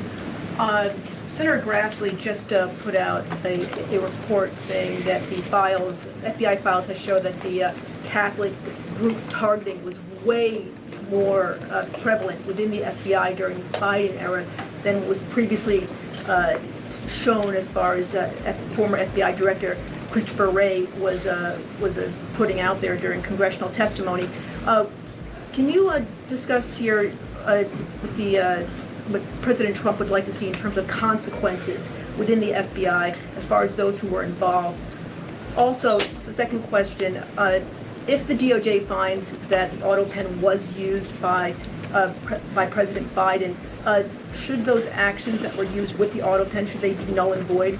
I'm not going to get ahead of the Department of Justice's investigation into the usage of the auto pen. And the question is not, was the auto pen used? It's whether or not the President of the United States knew it was being used, and if not, who was using it in his name, which is clearly illegal behavior.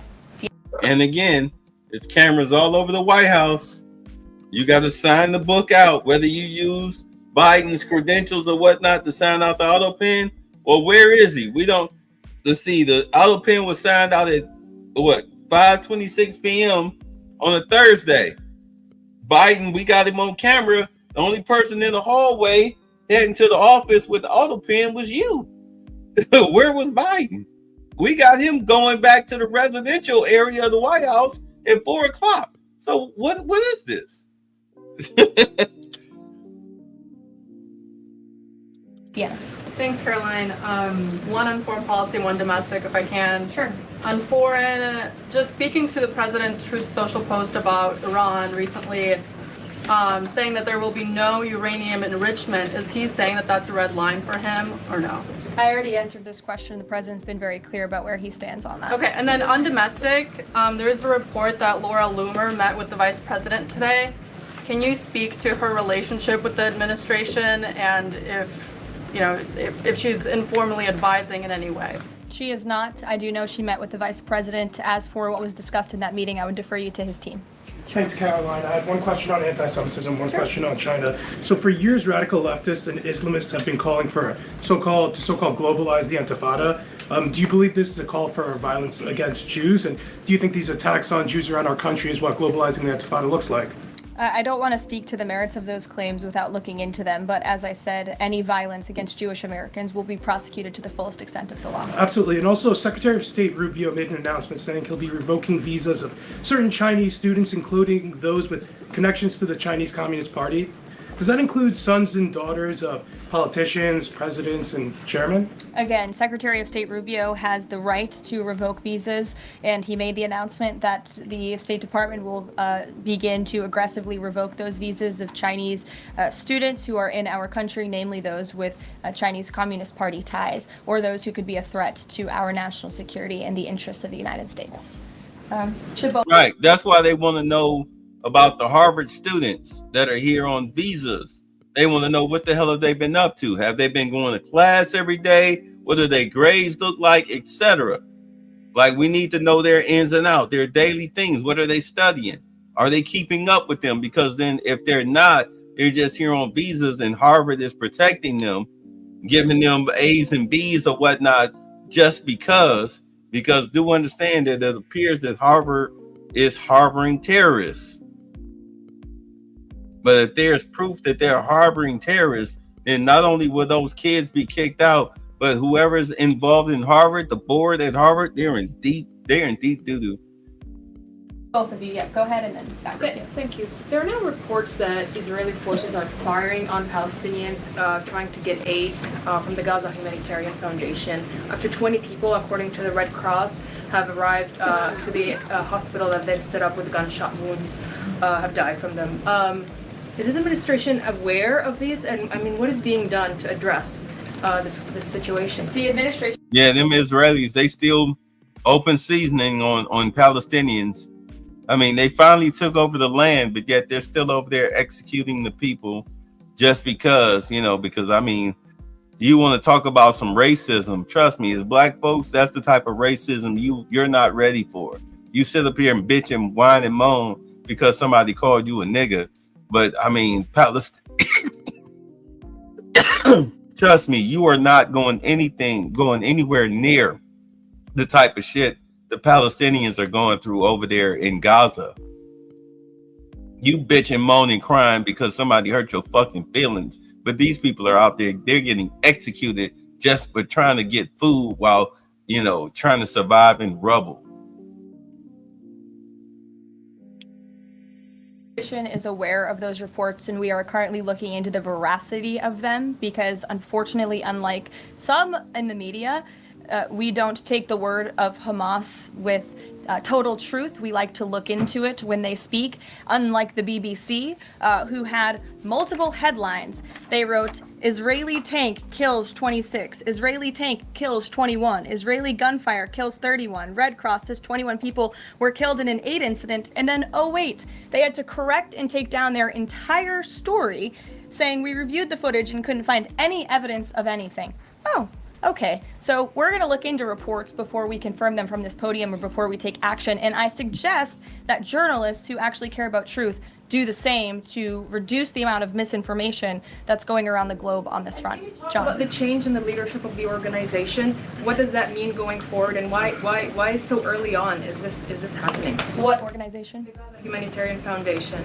Well, look, this was a creative idea that the president called for to get aid into the region. These people were desperate and starving, and the president didn't like seeing imagery of that, and he wanted to ensure that aid was brought in with the approval of Israel for understandable reasons. We will never forget the brutal attack on October 7th. And again, this is something that the previous administration was unwilling to put the time and effort into doing. 23? Thanks a lot, Caroline. I want to bring it back to the way you began your briefing, talking about the president's mass deportation program and his priorities. 40% of crop farm workers in the U.S. are undocumented, and that's according to the Agriculture Department. Do they have a carve-out in terms of the president's mass deportation program? The president and the Trump administration have been very clear. If you are in the country illegally, you are subject to deportation. Is there any concern that, given that large number, if that number is correct, 40% of crop farm workers being undocumented, that could impact the food supply here in America if those individuals that obviously help pick crops all across the country are deported en masse? Again, this administration is focused on deporting individuals who are in our country illegally. It's something we have to do. We cannot allow the previous administration's invasion of our country of illegal immigrants to continue. We just can't have it. And this is a law and order president. As for our farmers and their concerns, they have a president who has their backs and listens to their concerns and hears them. But we also have a legal pathway to come to this country and work specifically for agricultural work. So there's a legal way to do it, and we encourage that legal pathway, and we're currently working on strengthening our legal immigration system for that reason. You know what? If you were to read between the lines in that situation, the government knows about the whole 40% of farm workers being illegal migrants. If you notice, they haven't raided a farm or a factory dealing with food or anything like that of that sort. In all honesty, I would reach out to these farmers that have these illegals and be like, hey, look, I've said this before. Here's the citizenship book. They got 6 months to study it. You learn some form of English. Come to the courthouses on this day, that day, room 2C on the Sunday. Take the test, citizenship test. If they pass, we got you. If they fail, they got to go. So we would really appreciate it if you push this, you help them. They can go to community college, learn how to, pass the test, learn some basic English. All right. We'll work with you. We'll work with you as farmers to help you keep your farm hands. We'll get them. We'll make them legal. If I'm a let's say I'm an illegal. Trump, Senior Trump is going to kick me out. No, Trump is saying this, that, and the other. So look, they're going to, pay for, you to go to school, to learn how to pass the test, learn some English, English classes, and help you get your citizenship. Oh, viva la Trump. I vote Trump. I vote Trump. I vote Republican 2028. You know what I'm saying? Because they looking out for you. The Democrats, he hates you. But if he actually look out, especially for those people who are essential workers, let's be honest, they're literally essential workers. Literally essential workers. You look out for them on the low or publicly or whatever, trust me, you got you. Because do understand, these people are coming from shitholes. Democracies, so to speak. They come to America for a better life. Whoever gives them the better life, that's whose dick they sucking. Except for the Democrats, because they know the Democrats are just using them. Because a lot of these men and women coming from these third world countries, they're conservative. They just have corrupt governments. But if they come, think about it. Look how many immigrants that are here in the United States who did it the right way. Look how many of them vote Republican, conservative, as opposed to Democrats. Yeah, it's a lot of them. The majority of them vote Republican. Because they believe in the belief system that the Republicans have. Hard work, perseverance, no welfare state, none of that shit. They believe in that. They grew up. Hard work. You know how hard it took for them to raise money to come and put in the application and go through get the visas and the place to stay and whatnot. You know how hard they had to work to get here? All of a sudden now you think as soon as they get here, they want a welfare check? No. They like, hell, I'm going to bring this work ethic here to the United States. Learn my English, get me a construction job, work my way up, send the money back home, the spare money. So when I retire, hey, if I'm not looking out for my family, I'm going to look out for myself. We had a guy, he was an illegal. He worked with us 25 years on the dot. He quit after 25 years on the dot. This dude showed us pictures after being deported 3 times. This dude, hey, yes, I got deported. I'll be back in 3 weeks. He back in 3 days. I show up in the morning, that dude making the coffee. Hey, Juan, what's up? You back? Yeah, hey, back, senor. I make the coffee, yes. I got this and prepared. I got the muffins, everything ready to go. Oh, like, that's my dude. But at any rate, yeah, he showed us pictures of his house. This dude had like a freaking mansion. Simply because of the exchange rate. What is it? 59? $1 is worth 59 of theirs? 20 after 25 years? Making adult money? Before COVID? Before the inflation? Please. That dude's not voting Democrat. He voting Republican. Sure. Thank you, Caroline. I just wanted to follow up on your statement last week regarding the Mama report. Sure. You said that there was, you said, I understand there was some formal... Oh, which reminds me, as you said, America needs to lose weight anyway. You see what they did with the food stamps. They killed, you can't buy junk food or sodas or sugary drinks with food stamps now. Personally, I would cut it down to only store brand items.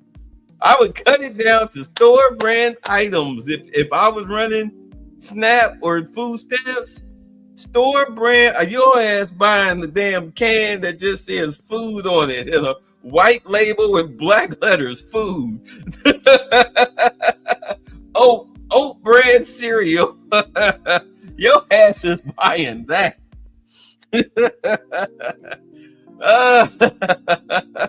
You only getting 1% milk. I'm gonna make you hate being on food stamps. I'm gonna make you hate being on food stamps, boy. Ooh, you gonna hate it. I'm gonna make you hate it. I'm gonna make you hate it. But yeah, he did that with the food stamps. Formatting issues with the Maha report that are being addressed, and that report will be updated. We also understand that since that, there have been some citations that came about, citations of studies that either did not exist or did not back up the report's conclusions. So when you were referring to formatting errors, here she go. Is that what you were talking about, or was it? Could you just explain that? Yeah, that's what I was talking about. There were formatting errors, and those errors were updated by the proper policy. They still have the generic aisle, and a new report was issued. So, they still have the generic aisle. I was in Kroger and Walmart today, and the Asian store. But yeah, I was in Kroger and Walmart. They still have the generic aisle. I mean, we don't pick from the generic aisle. We might look. Occasionally, you gonna buy I'll buy like the store brand ketchup and mustard. Something like that. Shit that, I'm not going to pay a fucking extra $1 for a label.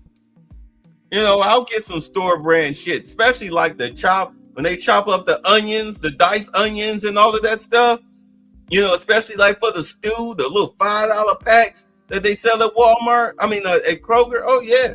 Give me that shit. I'll buy the store brand. But being forced about the store brand, yeah.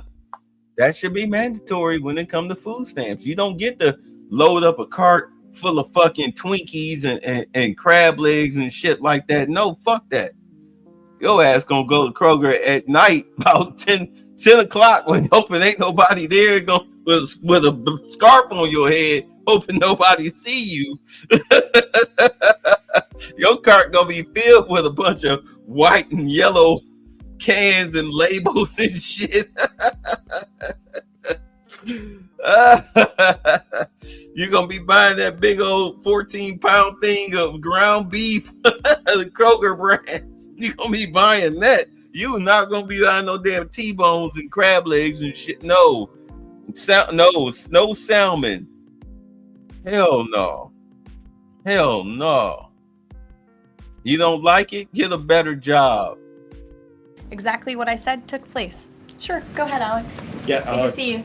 Good to see you. Congresswoman Mary Miller suggested that changing Pride Month to Family Month. I would personally like to see maybe a nuclear family month. Some people are saying, let's get a Veterans Month. Does the president have any plans on making a proclamation, or is it just going to be June this year? There are no plans for a proclamation for the month of June, but I can tell you this president is very proud to be a president for all Americans, regardless of race, religion, or creed.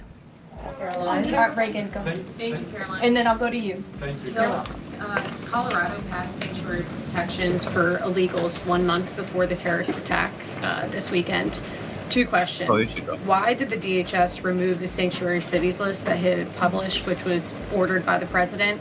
And then what is the administration going to do to further crack down on sanctuary jurisdictions to prevent attacks like what happened in Colorado? Sure. The Department of Homeland Security will be issuing a new list of sanctuary cities, an accurate list of sanctuary cities. As for what we're doing to crack down, the president has signed various executive orders and has directed the Attorney General to prosecute federal, state and local officials who are not complying with federal immigration authorities and, most importantly, federal immigration law.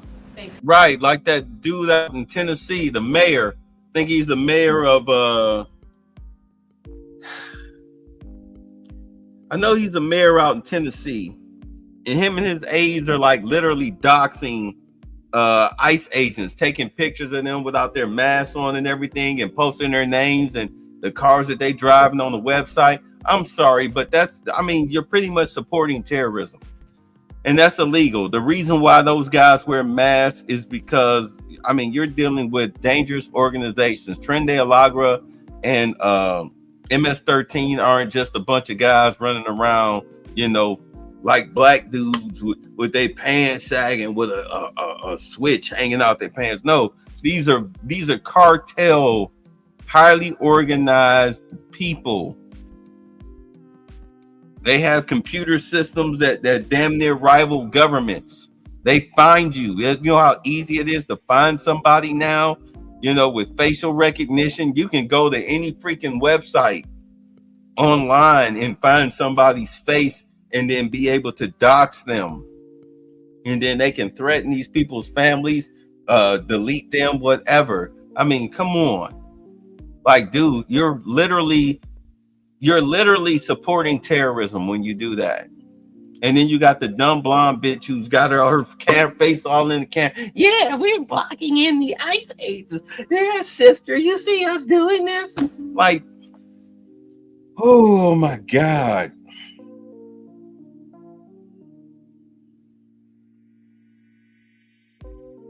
I would throw her, I would sentence her and throw her ass in the men's prison and have a lottery once a week as to, you know, who gets to sleep, be her bunkmate for the week. I would hold a lottery every week. Who gets to be her bunkmate? Calling, who has number 69? 69. Oh, that's you. Big Dick Dexter. Here you go. Grab your stuff. You know what I'm saying? You now her bunkmate for the week. We hear nothing. We hear nothing. We see nothing. You know, since she wants to harbor terrorists.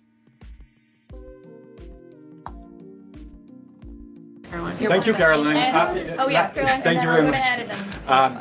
So, does the president take calls from foreign leaders on the tariffs on steel and aluminum? Does he still intend to double them tomorrow morning?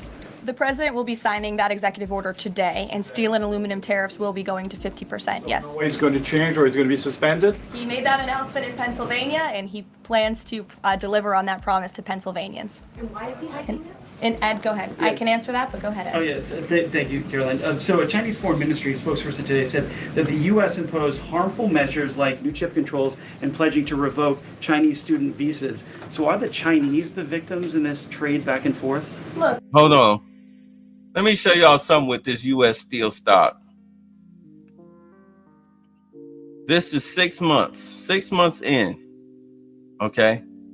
This is around, okay, this is the day after Trump took office. Look at what their stock has done. It had a dip. This is around the tariff time, but after, you know, when he did the tariffs, because it's March.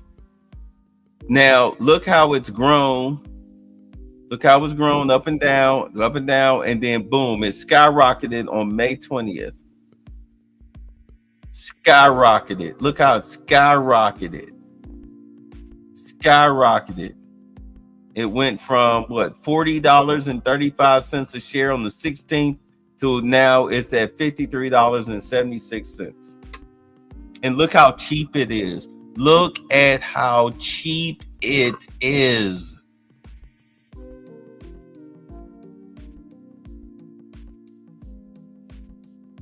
That's what I meant to do. I'm sorry, y'all. I meant to do the damn money show Sunday. It just dawned on me. I'm sorry. But yeah.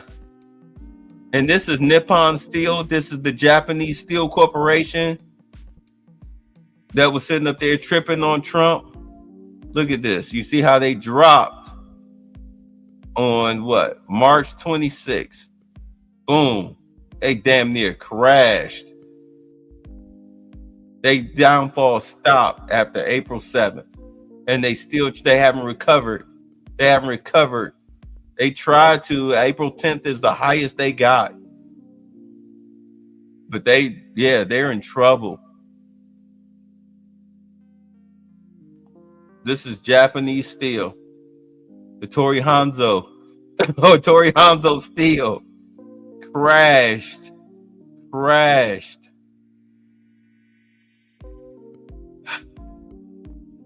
Anyway, let's get back. What was the question he asked? Because we're almost done here. Going to 50%, yes. No way it's going to change, or it's going to be suspended? He made that announcement in Pennsylvania, and he plans to deliver on that promise to Pennsylvanians. And why is he hiding it? And Ed, go ahead. I can answer that, but go ahead, Ed. Oh, yes. Thank you, Caroline. So a Chinese Foreign Ministry spokesperson today said that the U.S. imposed harmful measures like new chip controls and pledging to revoke Chinese student visas. So are the Chinese the victims in this trade back and forth? Look, I don't think anyone is the victim. These are two strong countries, and as I said, the president has a good relationship with China's president and leader, and that discussion will take place later this week. And what other authorities is the president looking at for tariffs? All right. Should Peace out, Jimmy. the decision of the appeals court not go his direction? Well, right now, his tariffs remain in effect. We spoke at length in my briefing last week about that decision that came down from the International Trade Court, which has been put on pause because the president absolutely does have the authority to implement tariffs and to declare a national emergency for our crippling trade deficit. He could always have the power to use Section 202 or Section 301 as well to impose tariffs if he deems necessary, especially Section 202 tariffs, which are sectoral, as you know, to protect our critical supply chains here at home. Thanks, Caroline. You're welcome. You've got U.S. business leaders begging for certainty. So why did the president suddenly decide to hike tariffs on steel and aluminum again? You also have U.S. business leaders begging to meet with this president and begging to come to the White House to talk to him because they know that he is a negotiator in chief, that he's making good deals on behalf of the American worker and the steel worker, in particular when it comes to the steel and aluminum tariffs, which he discussed in his speech at length at Pennsylvania and the need for them. And I would just add, I was at that speech on Friday with the president, and there were 2,000 steel workers and their families in the room, many of them wearing their hard hats. I spoke to one backstage who said this is the greatest thing that has happened for that community in Pittsburgh, Pennsylvania in 60 years, because this is a president who doesn't just talk the talk, he walks the walk too, and he's delivering on his promises to bolster our steel and aluminum industries in this country and to protect those jobs. If not for this president, that steel plant in Pittsburgh, Pennsylvania would have closed. Those jobs would have been lost. And the president saved that company, he saved those jobs, and he's saving that community. And that's the intention of the steel tariffs, which he will sign later this afternoon. Thank you very much, everyone. We'll see you. Yeah. And then, because you saw, I just showed y'all the steel stock. And then here's NVIDIA. NVIDIA, ever since what, April 21st, they've been on a steady incline. I have stock in this, in NVIDIA. Yeah, I know they had rough little, ever since February 20th, they've been having, I've been losing money on it. I saw that. I'm like, shit. But I knew that in the long term, it would pay off. And now, as you can see, it's starting to pay off. It's got back up to when I originally bought it.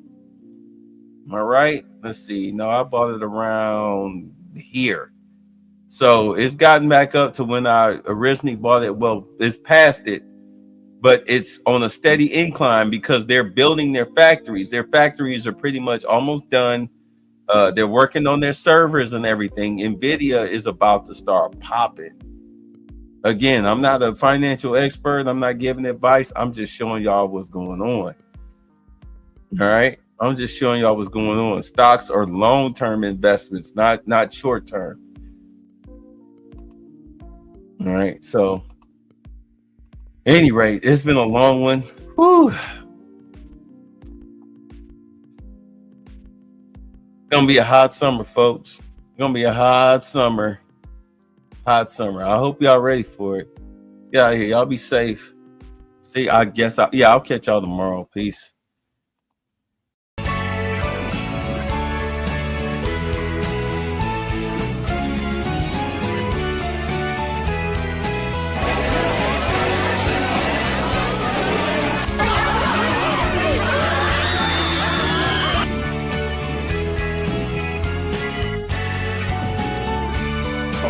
You don't have the cards. You're buried there. Your people are dying. You're running low on soldiers. Listen, you're running low on soldiers. 1, 2, 3! All right, bye. Thanks for the fun.